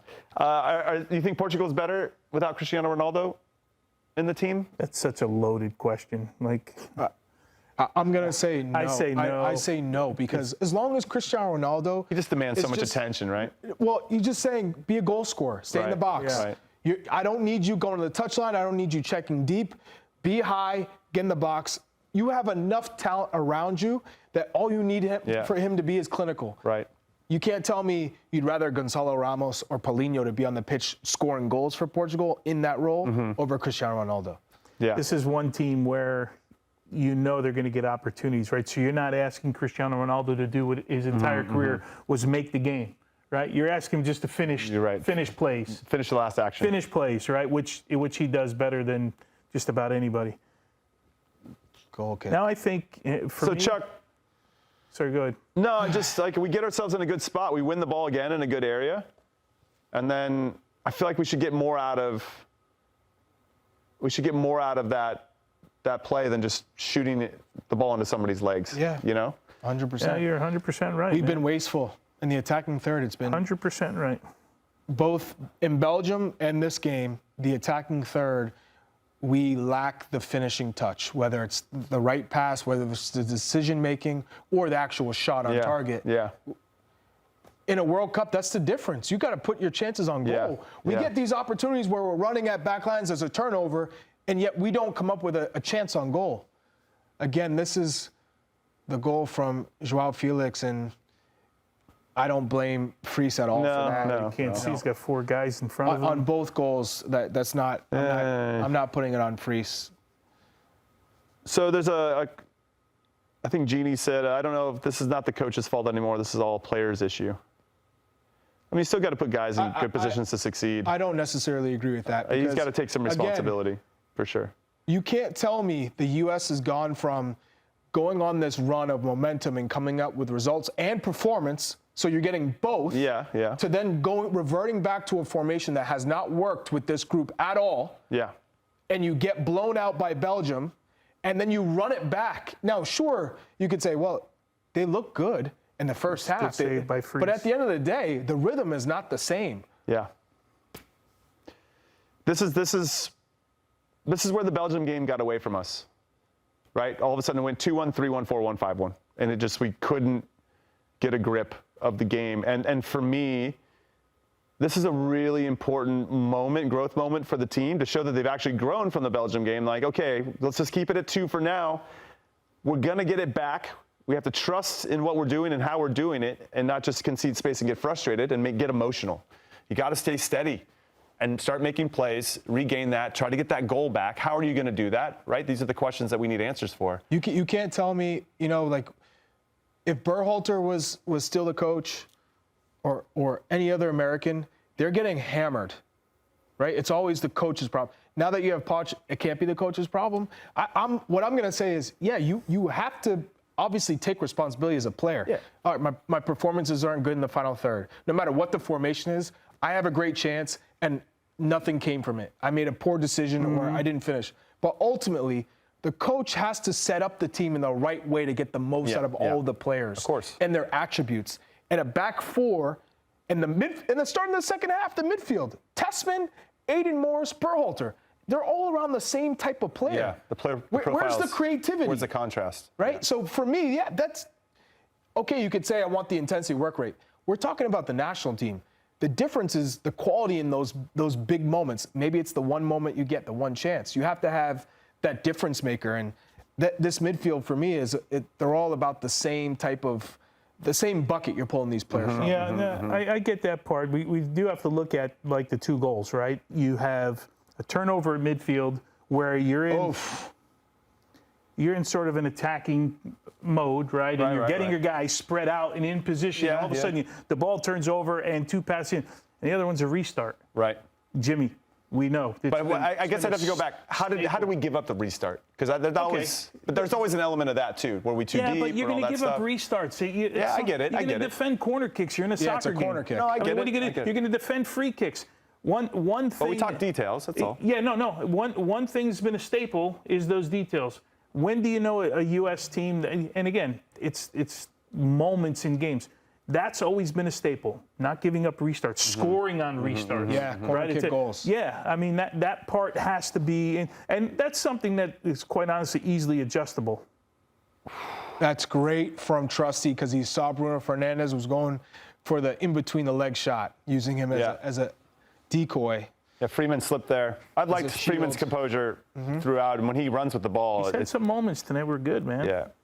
Yeah, and nice 1v1 defending against Nuno Mensch on the sideline as well. Obviously, you see the poll. You see the poll on Twitter. Have we taken a step back? Has the U.S. men's national team taken a step back in this window? All right. Yes or no? What would you say? Balogun and Scally are coming in. And now we're going to go 2 strikers for sure because Ajiman's out there. Malik Tillman is coming off, which means there's going to be some type of an adjustment. Tim Weah comes off. So you're going to go 2 strikers at this point. Still no Reyna. No Reyna. I would have seen. I just see a comment. Brendan Aronson deserves a run. He absolutely deserves a run.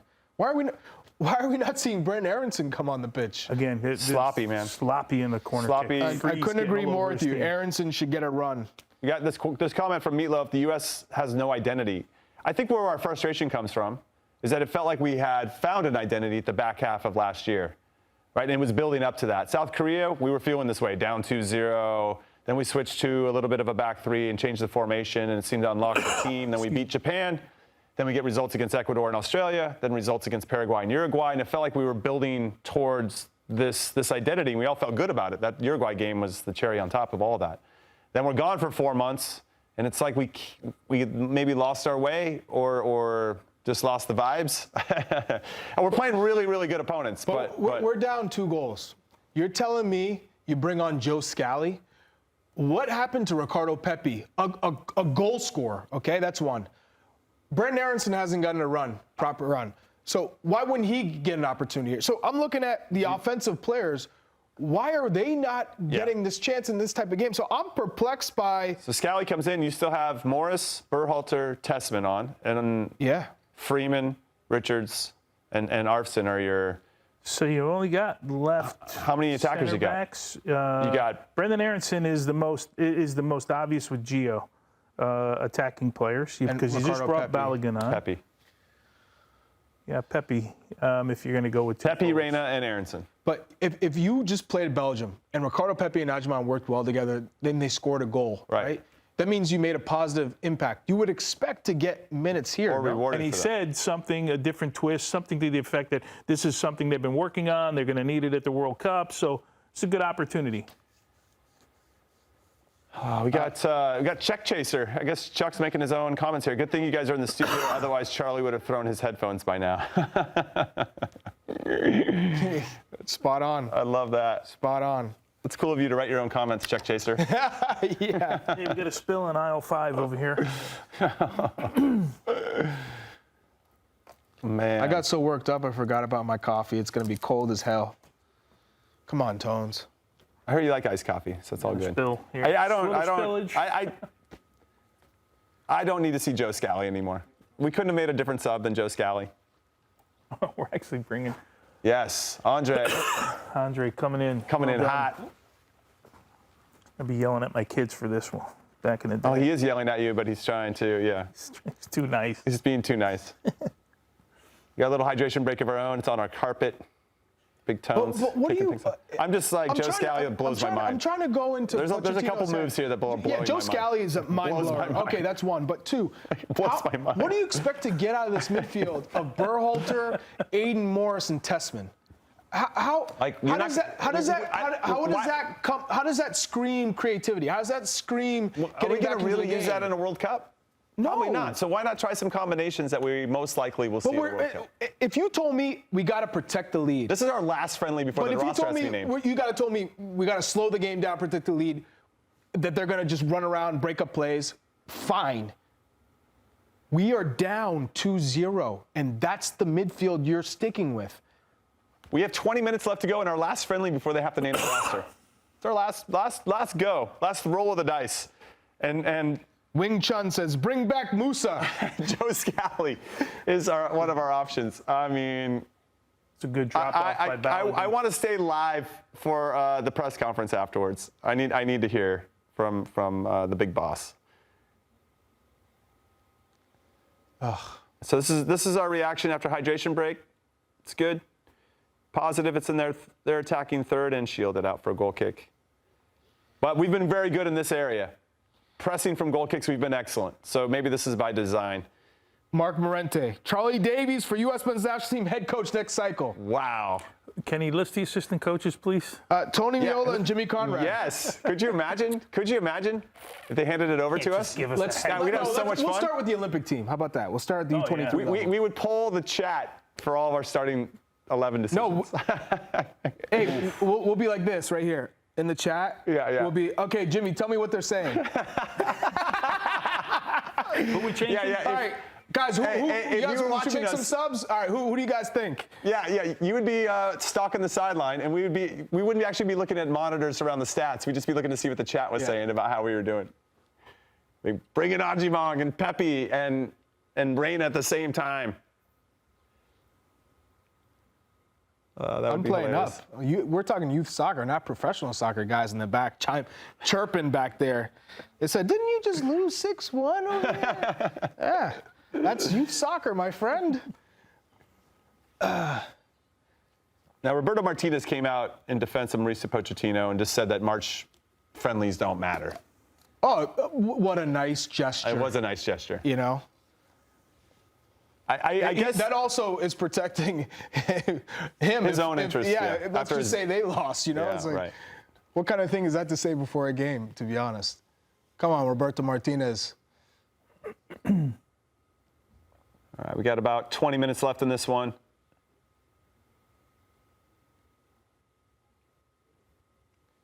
Oh, It's not our axe to grind, Portugal. I'm just thinking to myself, like, if you're a Portuguese fan right now, are you, like, you're talking about one of the favorites at the World Cup, Yeah. right? Are you thrilled over this March camp?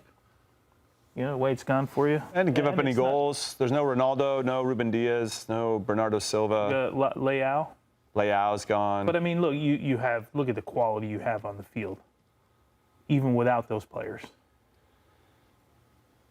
Wait, we got a comment here.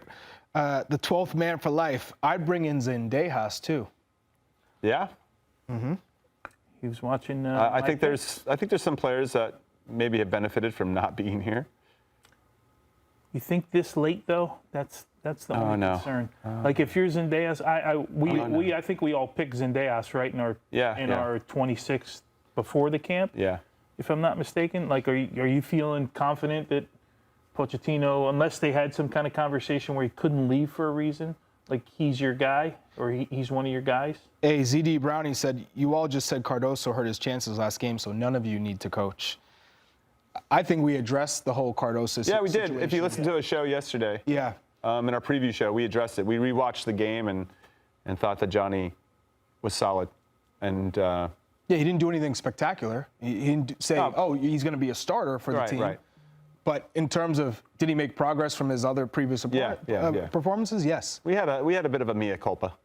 Maybe somebody stepped to the ball. Oof. Yeah. He's been on just about every one of our final 26. Maybe like 6 months ago he wasn't, but within that last, he's been on every one of those.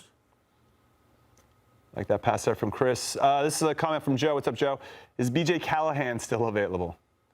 He's living off of that Nations League where we were like dicing up everybody. He killed it. He did a great job. There, yeah. He did a good job. He's undefeated as the U.S. men's national team manager. 2-0. That's right. And a trophy to go with it. This is good build-up play from Portugal. Here we go. Stretched defensively here. Yeah.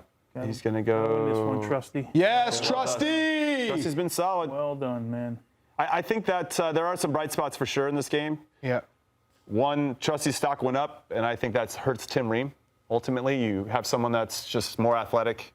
To your point of what we said at halftime, Tones, just keeping it simple, right? Not overcomplicating the game, making the plays that need to be made. I think the line has been pretty good, all things considered.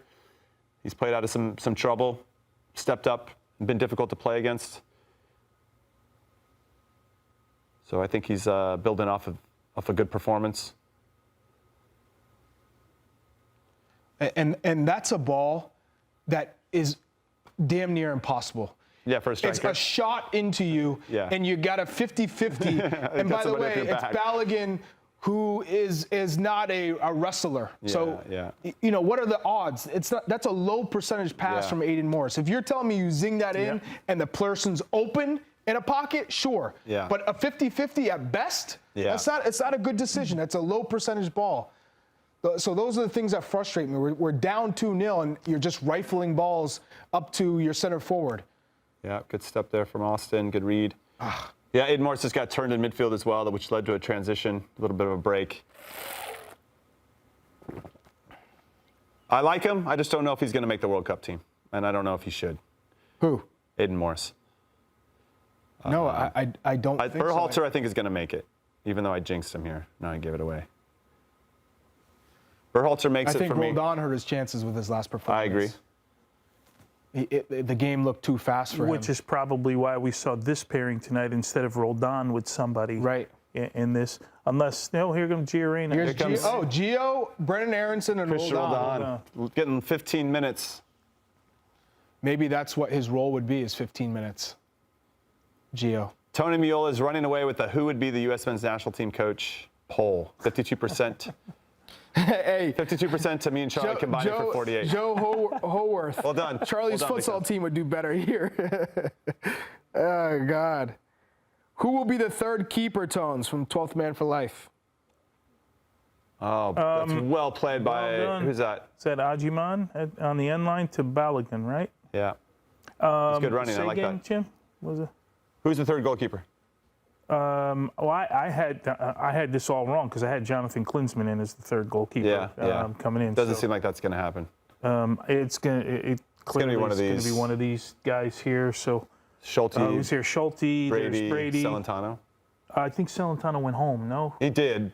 I think he was due because of our injury. No. Yeah.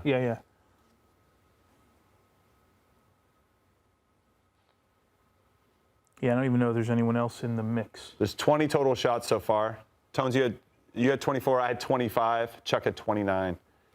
What are we at right now? 20. 15 minutes left. We're on our way to 20, right on to 24. Oh man. Around there. Yeah. We got to get some more shots. All right, here come the subs.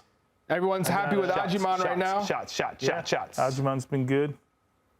Berhalter's off. I think Gio's got a shot in him. Brian Ojeda, I love that Sweden is in the World Cup. Sweden. I'm like an adopted Swede. I absolutely love Sweden. My Denmark. He scored the game winner, 88th minute. My Denmark is out. They blew it. What happened to Italy? Anything? Yeah, Italy. Italy doesn't like playing in World Cups. It's a new trend. My father was so mad. I bet. He was. I think he was more upset than he was mad, to be honest. 1-0 lead. I mean, I feel for Bastoni, by the way. He gets a red card in that game. That marks the rest of his life.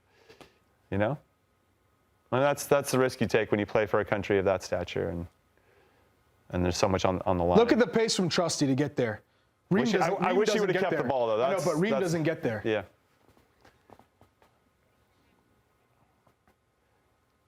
So we had another thing going on. How many passes into the attacking third would the U.S. have? Mm-hmm. I said 30. Right now it's 24. What do these other guys have? Charlie had 21. Tony 28. What did you have? I had 30. 30. I think you're going to win that one, Tones. Feeling good on 28. Yeah. There's still 10 minutes. Actually, I feel better at the 30. We're at 30. We're at 20. 24. Right? We're at 24 right now? Yeah. So you got to win that one. I'm hoping. You would assume. Yeah. I would assume.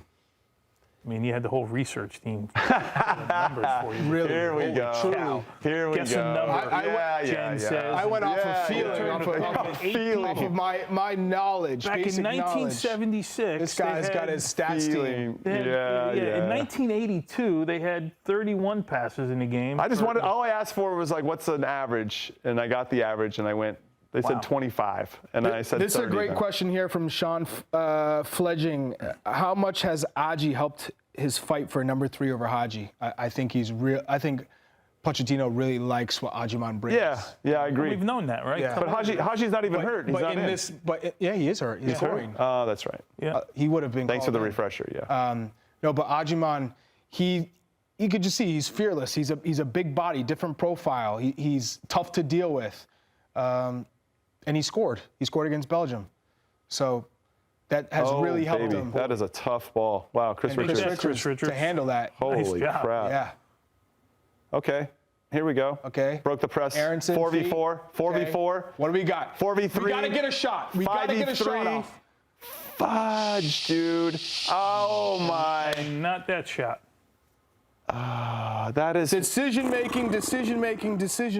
Now listen, in fairness to Brendan, whoever is in those positions, it's not just the person on the ball. There has to be really good, clear options that they have that they can find to unlock whatever particular. Jim, what do you mean clear options? It was a 4v4. No, I get that. He's got to beat somebody and then make something happen. Or play the ball. But also, I mean, I'm just saying that the supporting options should bear some responsibility as well.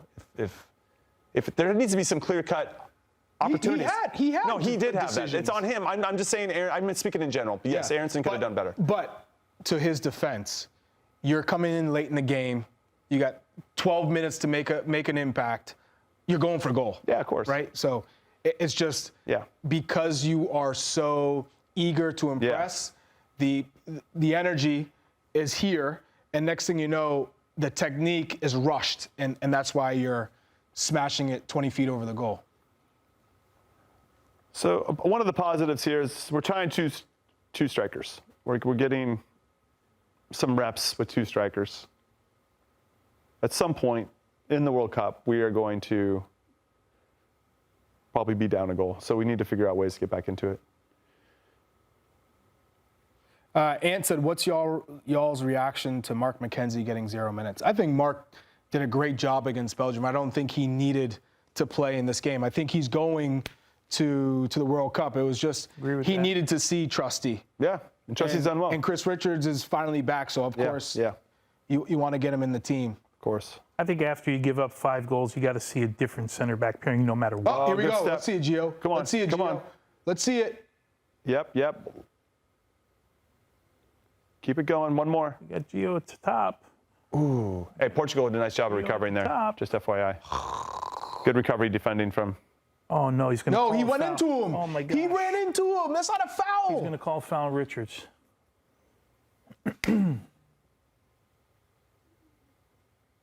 Pochettino's right here. He's snapping. About this one. Yeah, I agree. It's not a foul.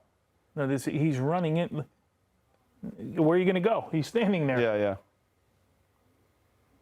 But you wouldn't normally get that call.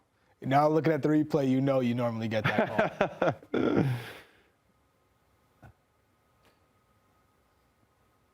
I don't know. We have a question up here. I can't see it on. What do you got? I don't know. It needs to be scrolled down a little bit. This one says, did you guys stop talking about the U.S. men's national team being in a back three when they started losing? No? What does that mean? Yeah, what does that mean? Did you guys stop talking about the U.S. being? No, I think we talked about it. We've talked about it. Ad nauseum. Yeah. Yeah, we talked about them losing. All we do is talk about them should be in the back three. Back three. Because it allows more defensive cover, and it plays to our strengths in the counter. I still feel like our athleticism wide. It also protects us in the center of the pitch. Yeah. If you're talking about the middle of the park, you got 4 midfielders to typically outnumber most countries where they're playing with 3 in the middle. So again, you're looking at the advantages of playing a back three. It's so much fluid. It's a little bit more unpredictable for us. We can be a counterattack team. We can also keep possession because there's more options in the midfield. And then it provides more concentration in the wide areas from those wing backs. So, yeah, I mean, back three all day. I will stand on that hill. I actually thought we saw elements of it tonight where Freeman did tuck in a little bit off of Chris Richards' shoulder and Way dropped a little bit when it needed to. And it didn't Way on one side. And Jedi on the other. On the other side. That's right. So yeah, there were shades of it for sure, and I was like, okay, this is just a little bit more modified. And again, in the first half, first 20 minutes, again, another good 20 minutes from the U.S. But then all of a sudden, little details, we get caught, and then we go down, and now we're chasing. And now you really have to be disciplined and organized. If you're down a goal, the amount of energy and concentration and focus you need to manage the situation, try to get yourself back into the game is hard, and it takes a lot.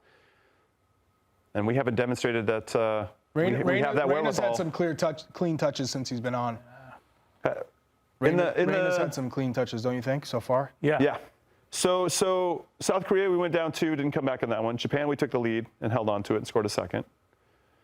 Ecuador, did we score first or did they score first? They scored first and we got back into it. They're replaying the. And Australia scored first, and then we scored 2. Yeah. This is the one that bugs me. He talked trash, and now he's saying he put us to sleep. Yeah. Okay, Ajiman. Yeah, we lack a little, like our ideas in the attacking third feel more hopeful than some more intention, I would say, in terms of how we're creating space. Holy crap. Mishit.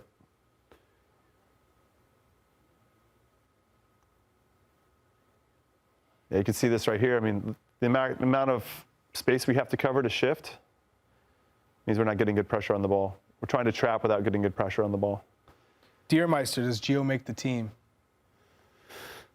I'll stay out of this one because I predicted over a year ago that he wouldn't make the final roster. I think, so I've got a bias in wanting to be right on that. We had Bob Bradley in at the station during the week last week, and I really liked his approach with Gio. And you guys had him on, call it what you want, right? He said, I would ask I would look to find a reason to keep him rather than a reason to let him go. Right? Like we have enough reasons to let Gio go. He doesn't play at his club, right? He's not match fit, you know, and we know all of that already. And I thought when I listened to that interview with him, and then we had the discussion here, Chuck, when he was here for the weekend. It's just a different way of looking at it, right? Can you fit him in? Does he give you enough to add something different? I think we all think that he's got a different element to his game that maybe he's not on the field. We all also would like to see him getting more minutes at his club. There was an interesting comment by his manager recently of talking about the last 2 weeks, how good he's been in training, and as kind of suggesting that he's on the bubble of playing at Mönchengladbach. It would be great to see him go back over the next couple weeks and find like a half hour a game. Right. You know, that type of thing. Yep. And then I think you might see a different player, but we haven't seen that throughout his career, and it's been for one reason or another. And I know it's a long way to not answer the question. We just don't know what it's going to look like over the next couple months. I get the sense if he stays in this mode with his club minutes, Pochettino doesn't take him. All right, Portugal just playing it around us now, breaking our press. Not really trying to have, they don't have to go to goal at this point. They've got 2 goals, keeping it, just being real professional performance here and just closing the game out. If they get the 3rd goal, sure, but I don't feel like they're attacking with as much menace as they were previous. Roberto Marici says, I really want you guys to be the coaches. Next cycle. Oh, yeah, next cycle. Baby. Oh, baby. We bailed out with the foul there? Take it.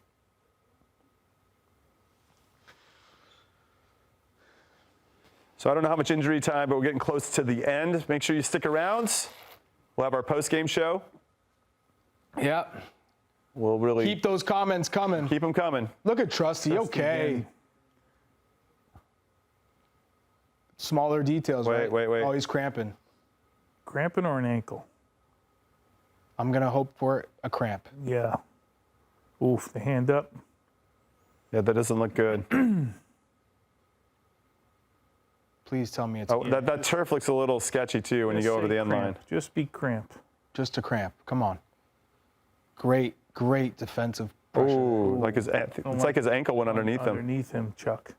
What? No, I don't like that. No, cramp. Yeah, let's do the cramp. That's for everybody watching, that's the universal, I got a hell of a cramp. When someone comes over to grab that leg and try and push it closer to your shin, that's a hell of a, look at it, it's a calf cramp. Yeah.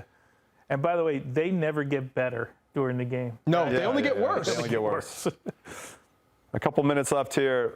Looks like maybe Mark McKenzie was going to come in, but probably hold it off now. Those calf cramps are brutal. Yeah. Why not? Just take them off now. That's true. You could do that. No reason to. He's put in a hell of a shift. He's been good. Yeah. He's up to stock for sure. Just get him off, man. Yeah, his stock probably lifted more than anyone's. This camp. Yeah. Now, right? I would agree. We'd have to go through one. He's certainly at the top of that list, or somewhere near the top of that list. Yeah, good. Get him off here. Austin Trusty off. Mark McKenzie on. For a couple more minutes here. Got to get some ice on that thing. Where's Kenny Ishii? No, he needs a massage. Yeah. Yeah. And then the ice bath. Oh, that's a couple true. bananas. Yeah, get that potassium. Yeah, see, Deermeister knows them calf cramps are brutal. Yeah. And the heavier the field, you got the studs digging in.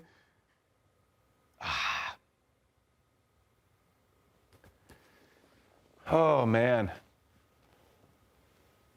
Conceição. No. Good save. Good fingertip save from Matt Fries. That looked like it was destined for side netting. It was. We don't need a third for Portugal here. Oof. Wow. Yeah, great save. Good fingertip save. Fries has been good. Yeah. Yeah. Been solid. Yeah, yes. He needed this performance, right, just to kind of put his stamp now on this position. Yeah, I agree. I don't know that it would. I really don't know if it was in question, but he needed to have a good game. He is the number one without a doubt, though. It's locked in. I didn't mess around with anything with his feet. Never, not really nervous with having him around or back there under pressure.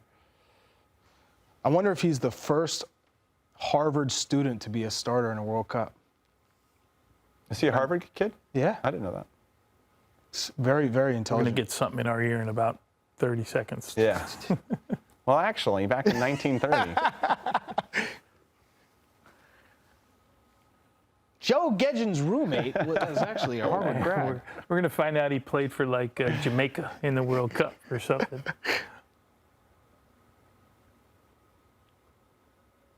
Yeah, I think what's been interesting is when we have the two strikers, what kind of service are we getting them? It doesn't feel like they've had any real moments of looking to combine to each other, other than when Ajiman made that nice run down on the end line and tried to cross it into Balogun. But outside of that, and I feel like we're getting split a little bit easier because we have two instead of one. You know, and they can play the 6, and now we step to that one, and then we're late, and then it lends itself to.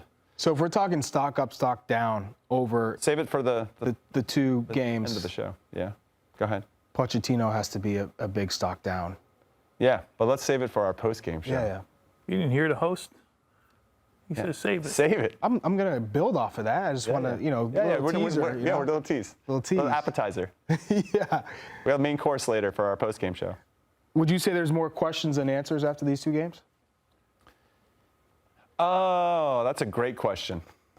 I'm made of great questions, folks. I want you guys to chime in right now in the chat. More questions Are and there answers? more questions and answers after these two games? Who got in your ear with that question? Nobody. I would say. That's at Boston College. If anything. That's at Brooks School, Boston College, New England education, you know? All right, game's over. Game's over. I feel like we got. Ooh, Ricardo Carvalho. Yeah, we got some answers. Yeah, we're getting a little discussion here between Pochettino and Martinez. Let's look at the body language here. No, it was. No, this is. Friendly. Yeah, this is friendly. Oh, do you see the one before? No, this one's good. It ended friendly. No, you saw Roberto Martinez's face. This is like a. Oh yeah, it's a soft. It's not a. You were thinking of questions in your ear. All right, game is over. 2-0 in favor of Portugal. We are going to take a break. That'll be the end of our watch along. When we come back, it'll be the start of our post game show. So keep it here on the Glosso America YouTube channel. And if you're watching on Glosso Network, we appreciate you guys. Get over to YouTube. Let's go.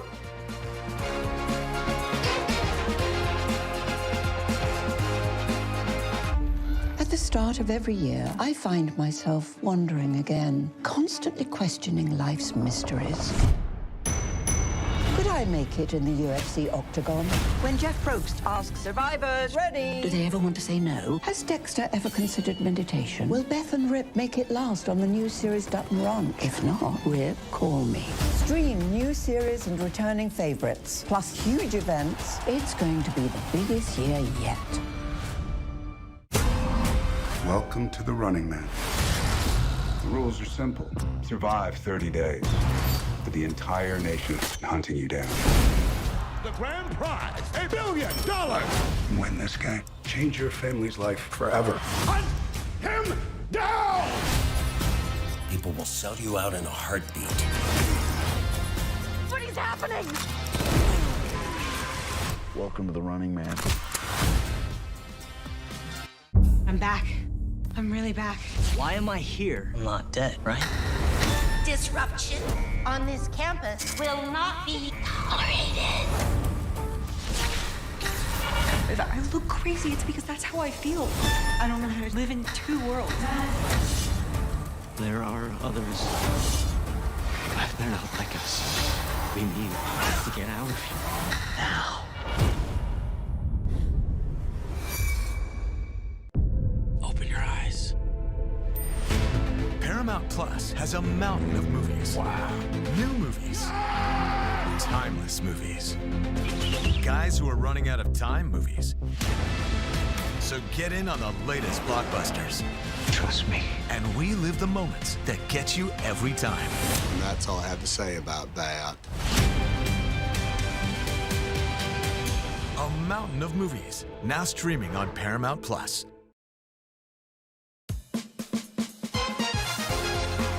Hi, hello, and welcome to your favorite Average Good podcast, Call It What You Want. I'm Jimmy Conrad alongside Charlie Davies and Tony Meola, and this is our post-game reaction. Immediately after the game, the U.S. lost to Portugal 2-0. Bright starts, but don't have anything to show for it, and we are disappointed about that. We're going to get into our reactions about this right away. It's an emotional reaction. Maybe we'll get into some steady, unemotional reactions later. We had a lot of questions we had coming into this. We got some answers. Chuck, are you happy with those answers?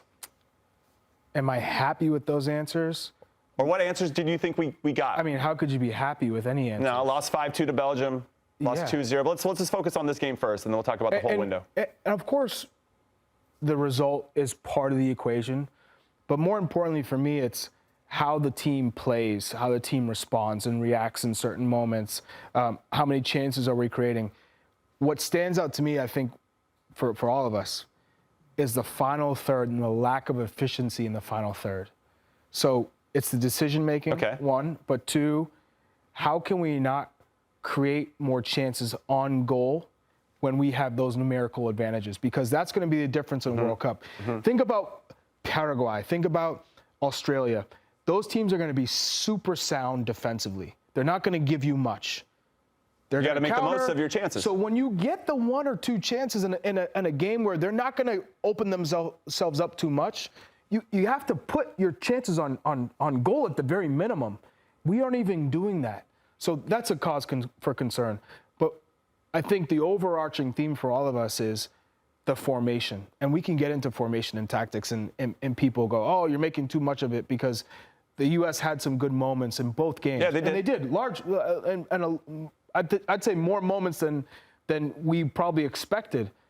But in the end, we're not maximizing our roster with this formation. We saw the difference with South Korea to Uruguay, to Paraguay, to Ecuador. When we changed the way our formation and our setup, it gave us more of an advantage. And we played well, and we had this momentum. And all of a sudden, it was thrown out the window in these two friendlies. So there's a lot to unpack there. Tones, questions and answers, I guess, what you got out of this. But there's also an element of where I want to get into, and for everybody watching the Glosso America YouTube channel, we appreciate you. Same with the Glosso Network, we appreciate you. Anybody listening, we appreciate you. So I guess there's a little bit of what are your positives? What did you take away from this? And then I guess that gets into questions and answers. What are the negatives ultimately that did we take a step back now? It feels like we took a step back. I actually look at it, I think we took a step forward from 3 days ago. Okay. A little bit more organized. So my biggest positive, if you will, and then we'll do ratings, I guess all that stuff later, is that we found another center back that I think we feel comfortable putting in against the positive, Austin Trusty. Against a caliber of team like this. For me, I thought Alex Freeman showed me enough where even though he's not getting a ton of minutes at his club, that he feels comfortable in a moment like this. Can it get sharper? Yeah, it can get sharper. I think when you look at, Matt Freese, I should go there as well, I think solidified himself as the starting goalkeeper. So when you ask me, did I get any answers tonight? Yeah. I got some answers in the positive. Yeah. In the negative, I think Charlie touched on what, for me, and it's probably more an overall camp thing, is that not nearly sharp enough in the final third of the field, right? If you think about the Belgium game, okay, we talked about the result, the 5-2. We could have scored 4 or 5 goals in that game. Right. Right? We had opportunities. So that needs to get better, because I don't know that you're going to have that many chances to pick teams off in a World Cup. So when you get the chances, you got to be sharp. I'm trying to position in my head the substitutions the right way. Right? I'm trying to figure out what was in Mauricio Pochettino's head with some of the substitutions. He's going to have an answer for it, right? His staff, we know that, right? We all have everyone kind of puts their coaching hat on. I just don't know some of the moves that he made, and maybe it was just I need to finally see the last moment for these guys, just to make sure of whatever idea I have, good, bad, or indifferent. Is he my guy? Okay, I need to see him a little bit. We're going to hear it in the press conference. Hopefully by the time we get Jimmy, off. I want to ask you a question now. We'll hear it. Because for me, we've heard Pochettino build up to this. This is the last window. He's going to have an idea already. That was it, by the way. Who wants to play? Those are the last 2 friendlies before we have to name the roster in May. Right. And he said he's not doing a camp like with a provisional roster and then he's play just naming friendly. his guys. He's naming his guys. For me, don't you think he did a little too much tinkering? Then playing your best 11, playing the formation you think you're going to play. I get you don't have Sergiño Dest. I get you don't have Tyler Adams. Johnny Cardoso was one of those guys you needed to see. Okay, we saw him. 45 minutes, and they said, I got to go back to Atletico Madrid. Okay? I think he took a step forward, but not one that you would say, starter. That's our guy. Mm-hmm. But don't you think this is too much tinkering at this stage? Yes. Yes. I think the best example I can give was when I saw the starting 11 for the Portugal game. We had no number 9. I don't understand.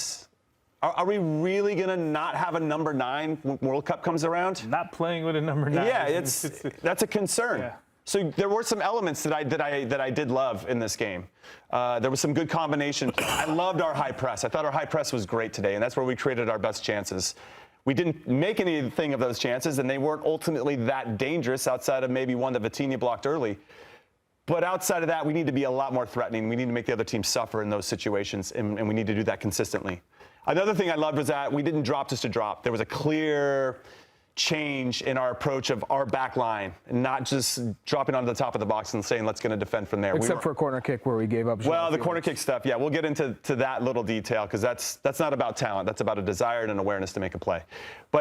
And that for me, easily correctable, but still frustrating, easily correctable. But I just really love the discipline of our line, not dropping. And I loved having Richards back. I thought there was a different type of presence back there for him. I thought Trusty really took his opportunity and demonstrated that, hey, we do have a left-footed center back who's younger, more athletic, covered a lot of ground, very good in 1v1 situations. And I think that bodes well for Austin Trusty's future to potentially make the World Cup roster. I think he made the World Cup roster, by the way, by tonight's performance. Yeah, I think he helped his cause a lot. And I'd be surprised at this point if I think he made it. 26 man, he made the roster. Who, Trusty? Yeah. I'd be surprised if he didn't make it. He made the roster for me. And I like the element of, okay, we did kind of have a makeshift back 3 because Freeman was there and he'd play there against Uruguay off to the kind of quote-unquote right center back. But in elements, if Weah was going to go press high, then Freeman becomes the right back. Then you have your 2 traditional center backs, and Jedi drops in. I love that we have that. And we saw elements of it again, and I thought at times, especially when Freeman picks up the ball and he's running through midfield, that's really dangerous, and it's hard for teams to have to adapt and shift to that. So I saw a lot of positives that I was excited about. But there's still, like, there was a question we had during our watch-along. What is our identity? And it felt like we had an identity. We did. We had an identity that was building up, and we were getting results that followed that identity. And I feel like the buy-in from the players must have been stronger because, yeah, all right, this is working. This feels good. And we're getting goals, and this is fun, right? So you're starting to tap into that. Then the team goes away for 4 months. Everybody lives their lives. They're going through whatever their ups and downs are at their club. And then they come back, and now we shift back into a formation or ideas that weren't working for us before. And it felt kind of similar to when we played Turkey in Switzerland. My notes as you guys are talking. Yeah, I thought he was making new lineups. You know? What's here, Coach Meola? It feels a little bit like Turkey and Switzerland, right? We play 2 tough European opponents. We don't really get anything out of it, and now we have to kind of learn all over about how to get the most out of this team. We heard things after the first game against Belgium about mentality and intensity and competing. I'm like, what? We've already went through this part. The intensity one drives me crazy. Drives me crazy. Yeah, that one. It's like, why are we even talking about that? But there might be something a little bit lost in translation. Fair? Right? Yeah, there might. Okay, but I heard it from some of the players too. Yeah, Tim. But you are writing a lot, so let us know what you're thinking. You said right at the start, are we getting caught up too much in the 3 and the 4? Maybe we are, because when we've played with 3 in the back, at least what looks like 3 in the back, Pochettino said, no, it wasn't 3 in the back, it's fluid. When we play with 4 in the back, he said, no, it's not, it's fluid, right? When I think of 3 in the back, my position on that is I want 3 center backs on the field, right, to cover each other. Not a hybrid, so maybe we are making a little bit too much of that, because we're going to hear in this, what are we going to hear? We're going to hear fluidity, right? It was fluid. No, because every time somebody's asked him, is it 4 in the back? No, it wasn't 4 in the back. It was 4 in the back when we were here, and it was 3 in the back when we were doing this. Right, but ultimately, all you got to do is look at the team sheet. You're telling me you had Richards, you had Ream, and you had Miles Robinson. Everyone in the world knows that's 3 center backs. That's not a fluid 4. You had 3 center backs. Then you had Dest, or you had Freeman. 3 and then you had center backs, Arfson. right? So you had 3 center backs and then 2 wing backs. I don't care who you are in the world. You cannot tell me that is not a back 3. That is a back 3. Now, you could say in possession, it looks a little bit different. Sure. But out of possession, when you're defending, you got 3 center backs in the field. And they are very smart at covering for one another. And when you're talking about dealing with crosses, you have 3 center backs who are accustomed to dealing with balls in the air. So from a defensive position, from aerial defending, you are that much more secure with 3 center backs. Think about the positioning and Freeman's a little bit of a tweener, though. But Freeman has proven already that he can do it, and he's willing to do it, and he wants to do it. He did an interview saying, I feel comfortable playing in that right center back role if you're playing a back 3. So who was the I'm first capable. game? Oh, it was Scally the first game, right? In that position on the very first one. Right, the Belgium game was Scally, right? No, Scally didn't start. No. We didn't have one. We had it was McKenzie. We had Ream, McKenzie, yeah. And then Jedi and Weah. And Tim Weah.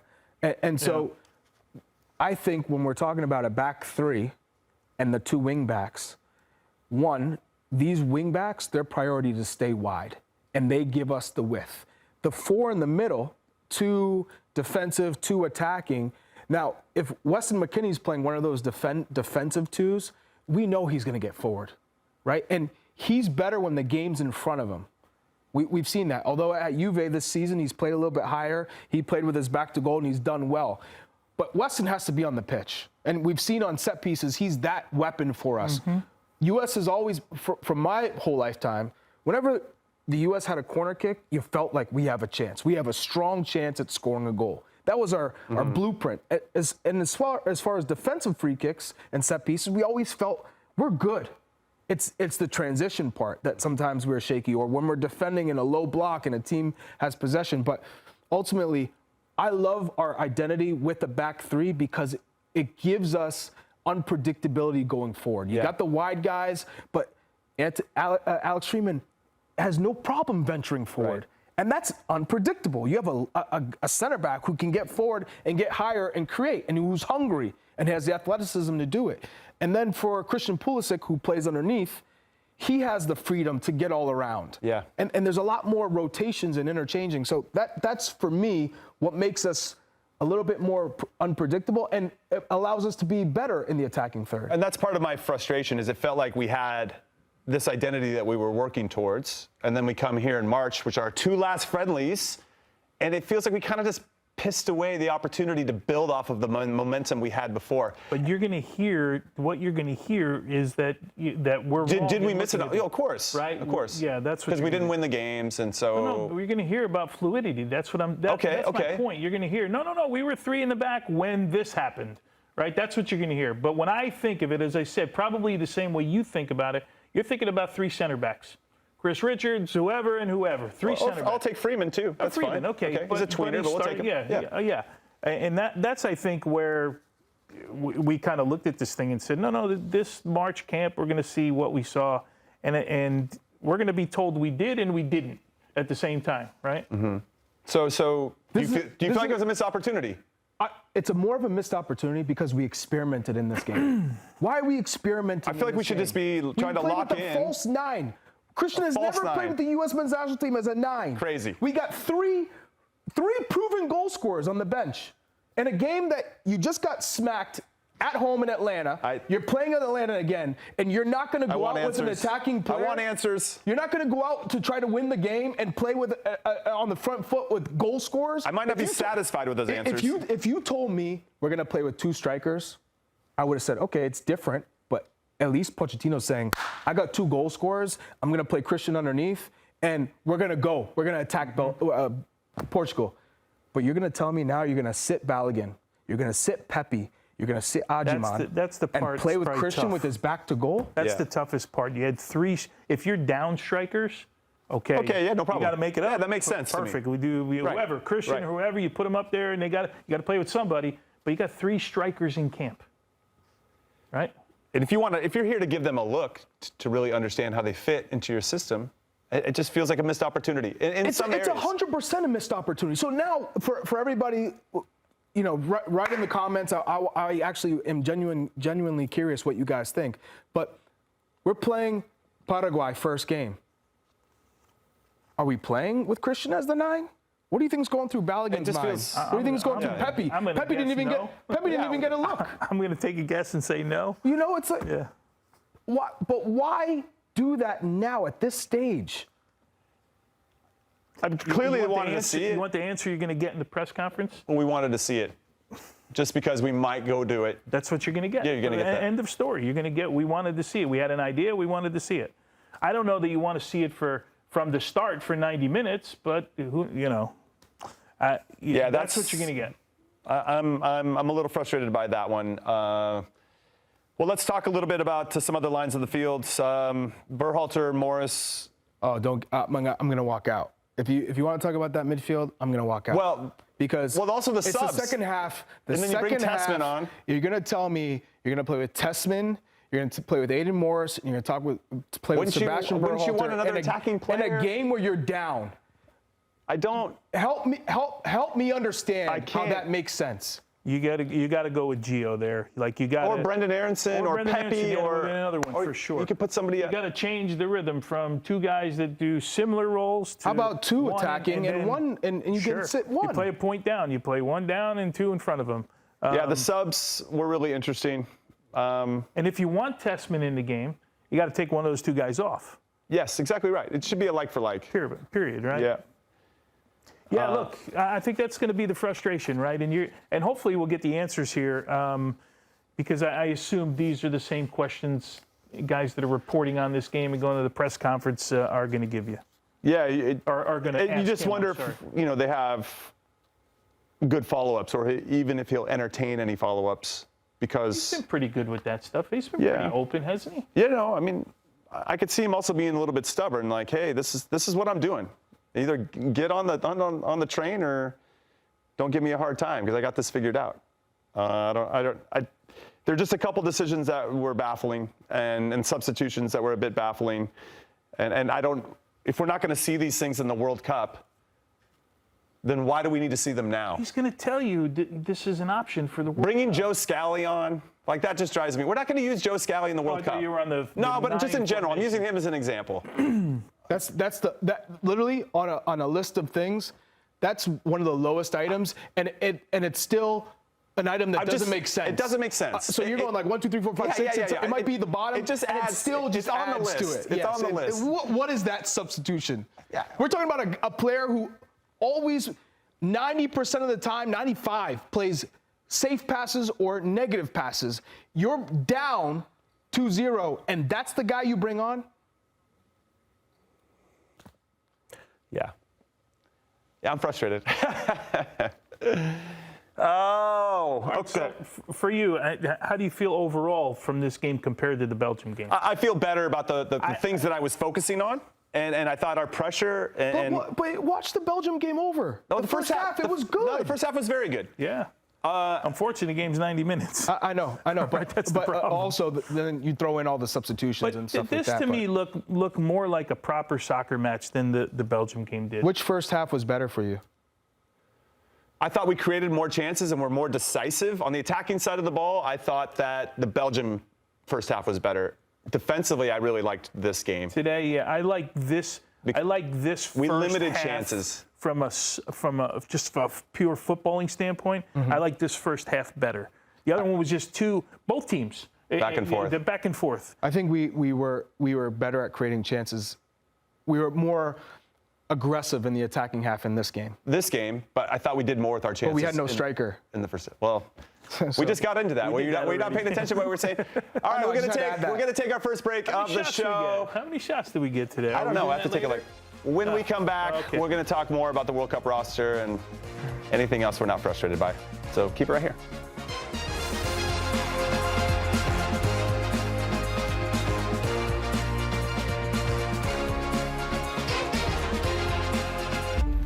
the start of every year, I find myself wondering again, constantly questioning life's mysteries. Could I make it in the UFC octagon? When Jeff Probst asks survivors, ready? Do they ever want to say no? Has Dexter ever considered meditation? Will Beth and Rip make it last on the new series Dutton Ranch? If not, Rip, call me. Stream new series and returning favorites, plus huge events. It's going to be the biggest year yet. Welcome to the Running Man. The rules are simple. Survive 30 days.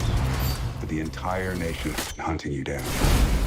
The grand prize, $1 billion. Win this game. Change your family's life forever. Hunt him down! People will sell you out in a heartbeat. What is happening? Welcome to the Running Man. I'm back. I'm really back. Why am I here? I'm not dead, right? Disruption on this campus will not be tolerated.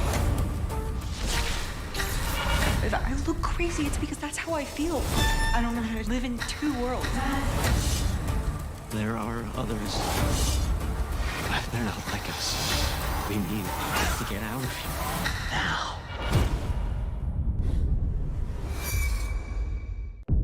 Open your eyes. Paramount Plus has a mountain of movies. Wow. New movies. Timeless movies. Guys who are running out of time movies. So get in on the latest blockbusters. Trust me. And relive the moments that get you every time. And that's all I have to say about that. A mountain of movies, now streaming on Paramount Plus. This is European soccer's biggest stage. Written in the stars! What a difference she has made! The question is, can you handle it? Can you handle it? The crowd here feels electric. Stream every match of the UEFA Women's Champions League on Paramount Plus. I lost my dad and my aunt. What aren't you telling me? I'll never know what you've gone through, but I'm sure your dad will want you to be happy. I will not lose the company that my husband started. I want success. Get it for me. This business will bleed you dry. Dad, I'm playing on the house's money now. No, you're playing with the devil's money. What's the plan here? Gotta blow! Yeah, well, I'm just getting started. Landman. All episodes now streaming only on Paramount Plus.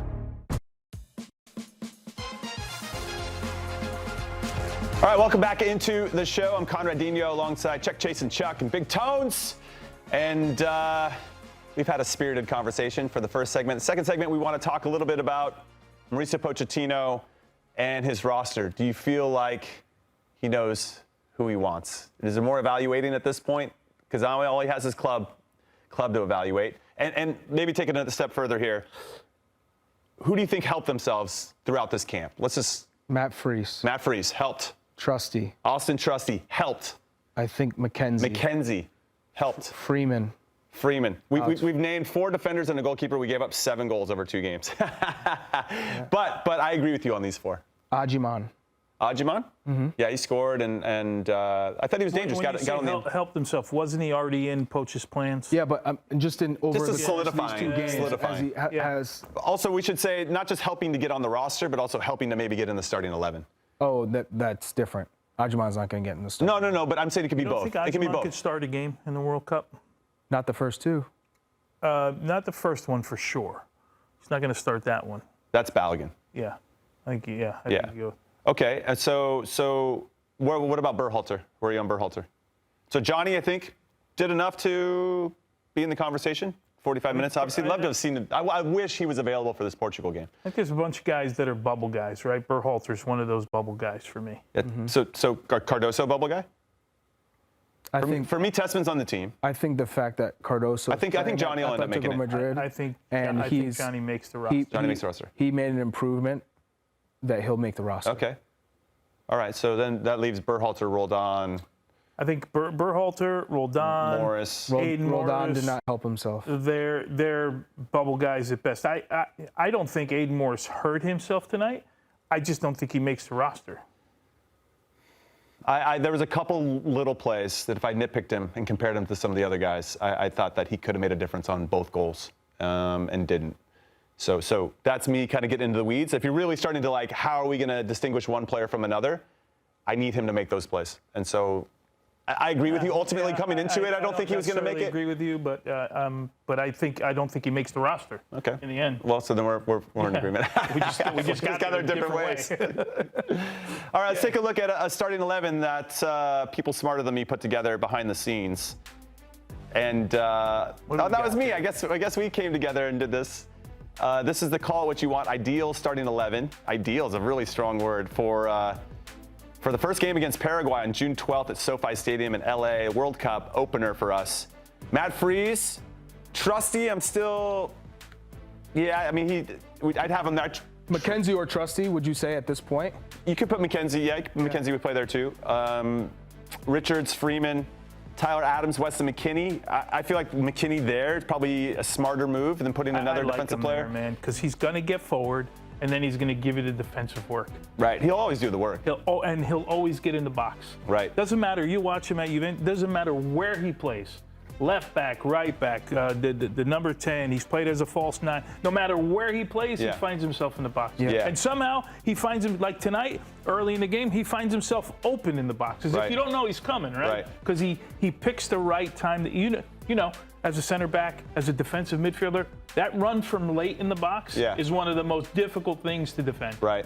And I actually think he likes Freeman in that spot because Freeman can kind of play the right back and more fluid a little bit than I would say McKenzie or Miles Robinson. Which allowed Dest to venture forward and be a little bit more of an attacking winger than a right back. Right. So we have Dest as one of the wing backs, Jedi Robinson on the other, Pulisic and Tillman as the two 10s on top of the box in midfield, and then Balogun up top. I'd be really surprised if we miss too many here with the starting 11. If there were one change in here, what would it be for you? I would consider maybe McKinney higher, Tillman out, then you bring in a 6 that would sit. Cardoso. Could be Johnny, could be Tessman, but you just allow Tyler to hunt. Doing this without Weah. Yeah, that's without Weah. You're doing this lineup. But you could. I feel like Tyler's at his very, very best when he's on the hunt and doesn't have to necessarily be tethered to protecting the back 3 or 4 at all. You know what I mean? Sure, so that's his game. Right? That's his game. And so when you make him be the guy that has to anchor that, I don't think he's as effective. So that would be room for that. Yeah, Weah for Dest. You could obviously put McKenzie in for, Ream I guess would have a shout in there because he's gotten so many minutes under Pochettino. Uruguay, Dest was the right-sided player, right, against Uruguay? He was. Him and Freeman. Does it seem like he's completely sold on Serginho Dest?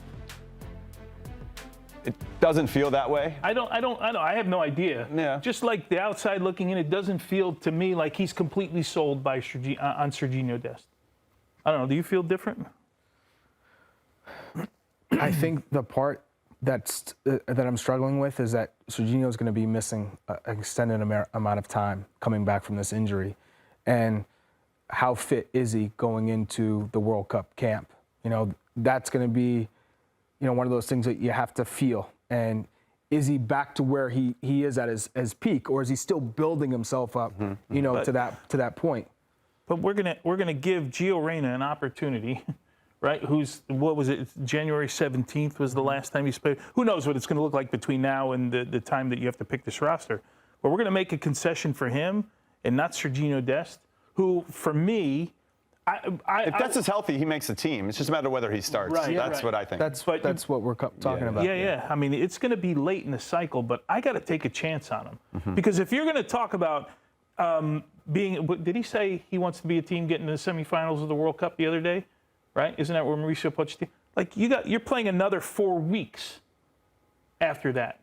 Like, if I'm giving someone a chance, for me, it's Serginho Dest. Right? If I'm going to give someone time to recover, for me, it's Serginho Dest. No, I agree with you. He's a nice option, especially if you feel like a team is playing you tight and we just can't unlock them. He can. He can, because you have to have a few guys out there that can be good in 1v1 situations, which is what makes, for me, Christian Pulisic so valuable. When he had that one opportunity today where he gets a ball in the half turn and then runs through and slaloms through a couple guys and then plays the ball to Weston, and Weston slips ultimately, but that is Christian at his very best. Yeah. And that's why I was disappointed he was a 9, because it just didn't allow him. Turning on the half turn, your shoulder, and running with you, cutting in front of you. Yeah, that's him. That's his and if we're not putting him in positions to do that consistently, then I think it's a detriment to our team overall. And Dest has a little bit of that ability. He'll face you up and give you a little drop. He can come inside. He can hit it with both feet. Yeah, if Dest is healthy, then it's just a matter of whether you start him or if he's going to be coming off the bench. But he gives you a little something different. And if he was on our bench, I would be excited that we had that type of depth, because you could bring him on. He can bring something that's really tangible in a game. So anybody else help hurt that you're – I thought Weston McKennie did a nice job of saying I should be the guy. Yeah. You know? I think some guys just solidified their position within the team. Where are we on Weah, though? I think, one, positionally didn't help him, but two, not in game one. How about in game two, though? I think not enough from him over these 2 games, which hurts him when you're saying we're making a comparison to Sergiño Dest. And I don't see him playing in a more central role if you're talking about where next to Christian Pulisic, because you have Tillman there.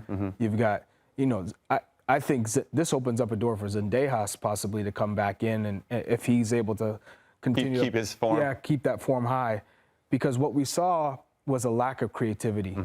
And so if Reina isn't fit enough, and Pochettino thinks from training sessions, from the games, he didn't see enough, and it's not, I thought he came into this game and made some nice passes, good touches, but maybe not at the intensity that you need him to be, especially coming in off the bench, that Zendejas could be that different type of player that Pochettino's talking about to be included in the 26-man roster. Because when you saw that midfield in the second half with Tessman and Berhalter and Aiden Morris and Roldan, it's a lot of the same player. In a World Cup, you need to have the different type of profiles, because you know most of the guys, your core guys, they're not coming off the pitch. You're ride or dying with a lot of these guys. They're going to be match fit. So if you need to implement a new tactic, a new strategy, the players have to have something different. You're not going to do like for like. It's not about that. It's about, I need somebody to break down a low block. We're playing against Paraguay, Australia, Turkey. Well, we need somebody who's got a little bit of magic, whether it's a set piece delivery, whether it's being able to beat somebody 1v1 and create. So for me, that's what I'm thinking about when we're looking at this roster. And again, it's a lost opportunity with this experiment against Portugal, trying Christian in a new position, not playing with the forward, especially when you're talking about 2 guys who came off against Belgium and added something. If 2 guys came in, if Pepe and Ajiman came in against Belgium and it was terrible, you go, well, I can see why he's starting Christian Pulisic. They came on the bench and made an impact. And now you're saying, all right, we're going to move Balogun aside, and then you see the 2 guys, we're going to keep them on the bench too. That's a puzzler to me. That's concerning. It's a puzzler. If you heard that this false 9 and Christian playing there was because we thought we could get on a counterattack, wouldn't you want Timothy Weah a little bit higher up the field? Because, I mean, there's a guy, you watch him even against, against Real Madrid. Was it match day 1? Yeah. Just thinking about how he runs into those spaces. You mentioned the goal in the World Cup in 22, like those moments, right, where the back 4 or the back 3, whatever, is backpedaling and he's running at you. And Christian's dribbling the ball. Like, that's one of the guys you want sort of, that's my lane to pass over there or wherever, you know. I just feel like if we hear that, I was trying to get into that mode, and then I'm thinking, like, well, we need to get him a little bit higher up the field, right? Yeah. One of those guys. Yeah, I said before, if we have Dest on our bench, that'd be great for our depth, right? Because of what he could provide if he came off. But thinking about that. He's a better player starting than it is. Sure, then there's a big conversation to have there. But Weah, too. I mean, we have that type of depth. And I guess our big concerns really are, I'm not worried about the talent that we have on. It's like, can we find the right pieces to put in place against the right opponent? That's why Mauricio Pochettino is making the big bucks. But can we get that all figured out, and can we do it consistently when we're going for it? And then it feels like we have more than enough midfielders, central midfielders, 6s, to kind of help solve problems, which are the best 2 partnerships. And then now maybe the back 3/4 is starting to get itself Can I worked ask you a out a little question? bit. Yeah. We beat Uruguay 5-1. Everyone knows we're not better than Uruguay by 4 goals. Uruguay's not that bad. We're not that good. But why would you ever change anything from in terms of an identity and tactics and formation, you know, in your next game? I don't care if it's 3 months later, 4 months later. He would probably 6 argue months. to what Tones is saying. He would argue he hadn't changed anything, right? Yeah. But he did. I know, but he You would want the say. answer to the press conference question? No, I don't. I was trying something out. Yeah, That's the answer. yeah. I mean, it's what we're gonna get. All right, so there is a quote that we have from Christian Pulisic. Yeah, but I don't in agree. the post game. You don't like it. I don't like it. Okay. Yeah. And Christian said this: obviously, we're disappointed with the results. I think we're a lot closer than it may seem. I still feel positive and have belief in this team. We put a lot of pressure in the first half on both teams in both games. We didn't put our chances away, and I had a few and did not put them away when I know I can. I feel good things coming. That's what he said afterwards. Yeah, Good. I'll tell you right I'll now. take that. I'm happy with that. I took a lot of positives out of the way we played in both first halves in those games. But like Tony said, it's a 90-minute game. And what you have to learn in these matches is that there's a level of intensity that you need to play with when you're playing against certain quality of opponents. And yes, sure, you need to keep it up for 90 minutes, but the same frequency of the intense press, the same frequency of when you're playing a high line, it cannot be sustained for 90 minutes. It cannot. So if you don't score early, when you're putting all that pressure, and you don't score, well, guess what? Maybe the second half starts that way, but naturally, when you're playing against teams that have ballers, especially Portugal, when you're saying Vitinha's getting on the ball and João Neves, who didn't even play, you know, when you're talking about that, you're going to have to drop. And when you drop, there's a certain line that you need to drop to. You can't drop into your box. And the pressure still has to remain the same on the ball, the first guy. That dropped off. In both games. That's what we're talking about, the consistency over 2 games, over the 90 minutes. You got to be comfortable dropping on the top of your box. So you watch week in and week out. It doesn't matter what team you watch, from Real Madrid, Arsenal, to Man City, to Arsenal. Dropping on the top of your box is because you can't press for 90 minutes is something that every team does, right? You just have to be really active on the ball, cutting lanes, and it's not necessarily the position that you drop to as much as it's what are you doing in front of the ball. Now, if you're just letting guys look up and pick passes, guess what? You're dead. That's what it looked like against Belgium. Right, you're dead at that point, right? But if you're compact and you get after the ball and you cut lanes, and Belgium, we did not do a good job in those moments. Well, that's where we were dropping on top of our box a lot. And I thought in this game we did better at pinching and being more compact. Right. And I thought that was better overall. Push the And the ball best somewhere. chances we gave up were just kind of our own turnovers in the middle of midfield, which, again, pretty correctable, all things considered. And then obviously the second goal, just more awareness. All right, let's hear from Mauricio Pochettino. He had a quote for us. He said, we're going to have 3 or 4 weeks before the World Cup to work on this, so we will be better. I'm reading a different quote, but he also said, I'm more positive than I was before. We are not far away. It is only details we need to improve. When we match the opponent in the ideas we need to match, we will have the possibility to beat them. Okay. So the details we need to improve. I mean, the question is, are we more positive? They're feeling positive. Christian's feeling positive, feeling good about the future. Nothing unexpected here by these answers. What I would say is, yes, we saw elements. We're also mining these games and squeezing out the positivity out of these games because we can see it as well. But there are also a few details that were shown in both games that maybe need to get corrected. And some of it's game management. I want to remind people, because it's so easy to be negative in these moments. And you know, I look back just on my own experience. When you were triggered? No, in terms in terms of one of the most magical runs the U.S. men's national team has ever had. Who gave us a chance in the Confederations Cup? We got beat 3-1 to Italy. We were up 1-0 at halftime. Okay, so we're up 1-0 at half. We lose 3-1. 2 goals from Giuseppe Rossi, an American Italian, right? Yeah. We go to Brazil the next game. We lose 2-0. Everyone is trashing us. Not a single. How was the team feeling in those moments? Yeah, there had to be some like. Yeah, I think most of us were pretty dejected, all right? And then so you're looking at the last game against Egypt, African Cup of Nations champions, and you're thinking, let's just put in a good performance where we can be proud of. There was no talk of advancing out of the group. We didn't even think it was possible. But here we are, we go out and we say, you know what? Let's just play the way we play. Freedom, no fear, and I started. The only two changes of the team was I came into the starting lineup and Brad Guzan came into the starting lineup. But from my perspective, I had the first chance to come in against Italy. I was the first substitution, and I pooped my pants. Like, I just wasn't mentally, I was like, oh, Buffon, I'm playing against, World Cup champions. And so in that last game against Egypt, I don't know, it just all clicked with me. And the team we were in unison, we worked hard, and next thing you know, we win 3-0, Italy loses 3-0, and we move on. That was that switch. And then we had this crazy belief when we beat Spain. Right. So what I'm saying, when I'm looking at this group and I'm trying to apply the same type of message, which is the response can come with maybe one change or a tactical change, something that sparks this team, and it's the belief in we had it. We felt like we had it. Yes. That's where our frustration is coming from. Right? So it's never That's where our as bad frustration is coming as, from. my point is, it's never as bad as we think it is. It never is. Yeah. All right, we're going to take our last break of the show. When we come back, we're going to talk about our group at the World Cup because we have someone new that just got solidified today, and they are named Turkey. So keep it right here. We'll talk about it when we get back.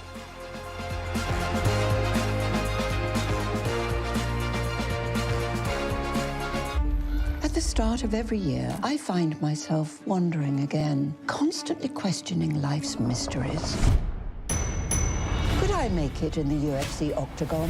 When Jeff Probst asks survivors, ready? Do they ever want to say no? Has Dexter ever considered meditation? Will Beth and Rip make it last on the new series Dutton Ranch? If not, Rip, call me. Stream new series and returning favorites, plus huge events. It's going to be the biggest year yet. Welcome to the Running Man. The rules are simple. Survive 30 days, but the entire nation is hunting you down. The grand prize, $1 billion. Win this game. Change your family's life forever. Hunt him down! People will sell you out in a heartbeat. What is happening? Welcome to the Running Man. I'm back. I'm really back. Why am I here? I'm not dead, right? Disruption on this campus will not be tolerated. If I look crazy, it's because that's how I feel. I don't know how to live in two worlds. There are others. But they're not like us. We need to get out of here. Now. Open your eyes. Paramount Plus has a mountain of movies. Wow. New movies. Timeless movies. Guys who are running out of time movies. So get in on the latest blockbusters. Trust me. And relive the moments that get you every time. And that's all I have to say about that. A mountain of movies, now streaming on Paramount Plus. All right, welcome back to the show. Here is our group officially 2026 World Cup this summer. The U.S., Paraguay, Australia, and Turkey did the business against Kosovo 1-0 away from home. They have booked their ticket for the first time to a World Cup since 2002. They finished third in that World Cup. But it's a new generation now. They got some talented players. Arda Güler plays for Real Madrid. Kenan Yildiz plays for Juventus, two of their top young players. It's going to be a tough test when I look at our group. Well, I guess maybe brings me some pause when I think about Turkey in particular. It's that we play them last in the group. So we might have to go into that game needing a result, potentially. And that be like, we're going to need one anyways to be, you want to be first place in the group. Well, yeah, we're going to need one anyway, but there could be one where our backs are against the wall if some other results don't go our way, and that's a stiff opponent. They didn't look going into great that. over the last 2 games, for being honest, right? They weren't great. But Maybe the pressure was too much? Pressure. Yeah, I was going to say a lot of pressure. But, you know, Artikoglu scored the goal today. You know, that front four with Çalhanoğlu behind them. Yeah. Solid team. Vincenzo Montello, of course. Hard to break down. Yeah, just. Yeah, but their back line is not great either. Yeah, individually, when you're talking about individual Yeah, yeah. 1v1 situations, Yeah. we can get at them. Well, I It'll hope be so. a test. I would think the 2 opponents we just saw are going to be better at the World Cup than that might be stating the obvious, but I think we just saw teams that will be better at the World Cup than Turkey will be. Right. Will be at the World Cup. Right. Well, we did a poll on the Gloss America YouTube channel saying who's going to win the group now that Turkey is in it. And our faithful community has Turkey A number 1, 58%. To top Group D, we are in second at 27%, Paraguay 12%, and Australia, the Socceroos, down at the bottom with 3% to win the group. That just speaks to the respect that everybody should have for Turkey A. We played them earlier in 2025 in a friendly. They beat us 2-1. We went up 1-0 on a Jack McGlynn goal, and then created a few of our own mistakes, and they capitalized and closed out that game pretty easily, I would say, all things considered. But we had the benefit of playing against them, and obviously a friendly is a friendly, and the real competition is something different. Where are you on now that Turkey is officially in our group? How are you feeling about our group overall, Chuck? I expected Turkey to be in the group, so for me, the mission doesn't change. The objectives don't change. You want to win the group, and you want to kick off that first game with a win against Paraguay. It's going to be extremely difficult. They're going to be resilient, tough, kick you, low block, look to counter, the set pieces, similar to what we saw in the friendly, going to be that much more difficult. Obviously, the pressure is going to be heightened. The intensity is going to be heightened, but we have to win that first game. That's going to set the tone for the rest of the tournament. So for me, it doesn't change anything. You got to win it. That first game is so important for a lot of different reasons. All right, we have another quote here from Mauricio Pochettino following the game against Portugal. He said, Belgium and Portugal both have top 100 players. Some players playing that top 100. I think we don't have that. What is that supposed to mean? That's building confidence 101. They have top 100 players, and we don't. That's what that means, right? Yeah, but I don't know why you would go there. Why would you say that? We knew that last year. We knew that 10 years ago. We knew that 30 years ago. It's going to be the collective anyway. Right. What kind of spirit and identity and pride and purpose, you know? It's interesting. I wonder how the players feel if they end up seeing that. I just would think that's a little unnecessary. You get asked about Belgium and Portugal, you could say 100 different things, but you don't necessarily have to. You can say that they have top 100 players. Yeah, you don't have to throw in the additional stuff. We don't have that. Yeah, we don't have that. Yeah.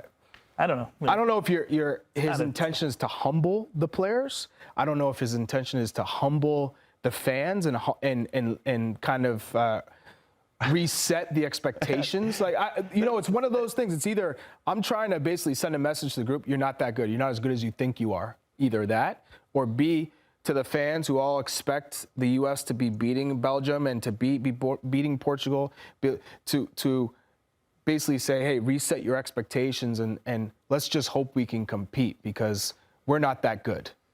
Or we're not as good as we think we are. At what point can we have some expectations, right? We just said for years, this is a group of players that is playing at some of the best clubs in the world. Like we gotta have some expectation, right? I mean, this can't be like left to chance, right? You know what I mean? What would you say to South Korea in 2002? How many top 100 players did they have on home soil? And we played them. You played them, right? Incredible. So again, it was the commitment. It was the work ethic. How many people would say you got to take your chances too, Morocco, right? Make big saves and take your chances. How many people would say Morocco had top 100 players in that roster? They shouldn't even have got another group in 2022. For sure, like Hakimi, But how many of them, when you're talking about the run that they went on?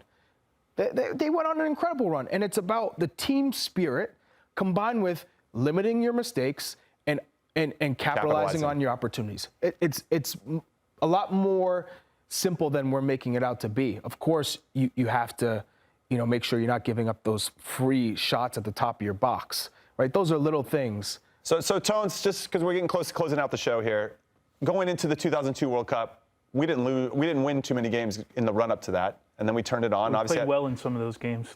So you had a little bit more of like a performance you could build off of. And then you got to catch a little bit of lightning in a bottle, right? Where you get Portugal first game. Like that you got to play well for that month, right? Yeah. So, yeah. Yeah. All right, that's it. We're calling it a show. Thank you for hanging out with us, as always, here on the Golasso Network, on the Golasso America YouTube channel, and wherever you listen to your done with the podcasts. comments, by the way. It's been fantastic to be in the same place with these guys. It's always a lot of fun, and we look forward to doing it with you guys again very soon. That's it from us from here. Thank you for hanging out with us. After the break, we are going to throw you over to the second round of the U.S. Open Cup. Valley 559 is hosting the Sac Republic. Should be a good one. Keep it here on the Golasso Network.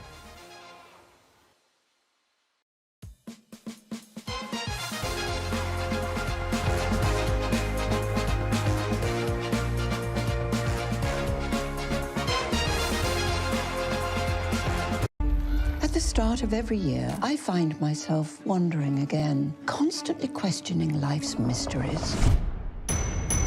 Could I make it in the UFC octagon? When Jeff Probst asks survivors, ready? Do they ever want to say no? Has Dexter ever considered meditation? Will Beth and Rip make it last on the new series Dutton Ranch? If not, Rip, call me. Stream new series and returning favorites, plus huge events. It's going to be the biggest year yet. Welcome to the Running Man. The rules are simple. Survive 30 days. But the entire nation is hunting you down. The grand prize, $1 billion. Win this game. Change your family's life forever. Hunt him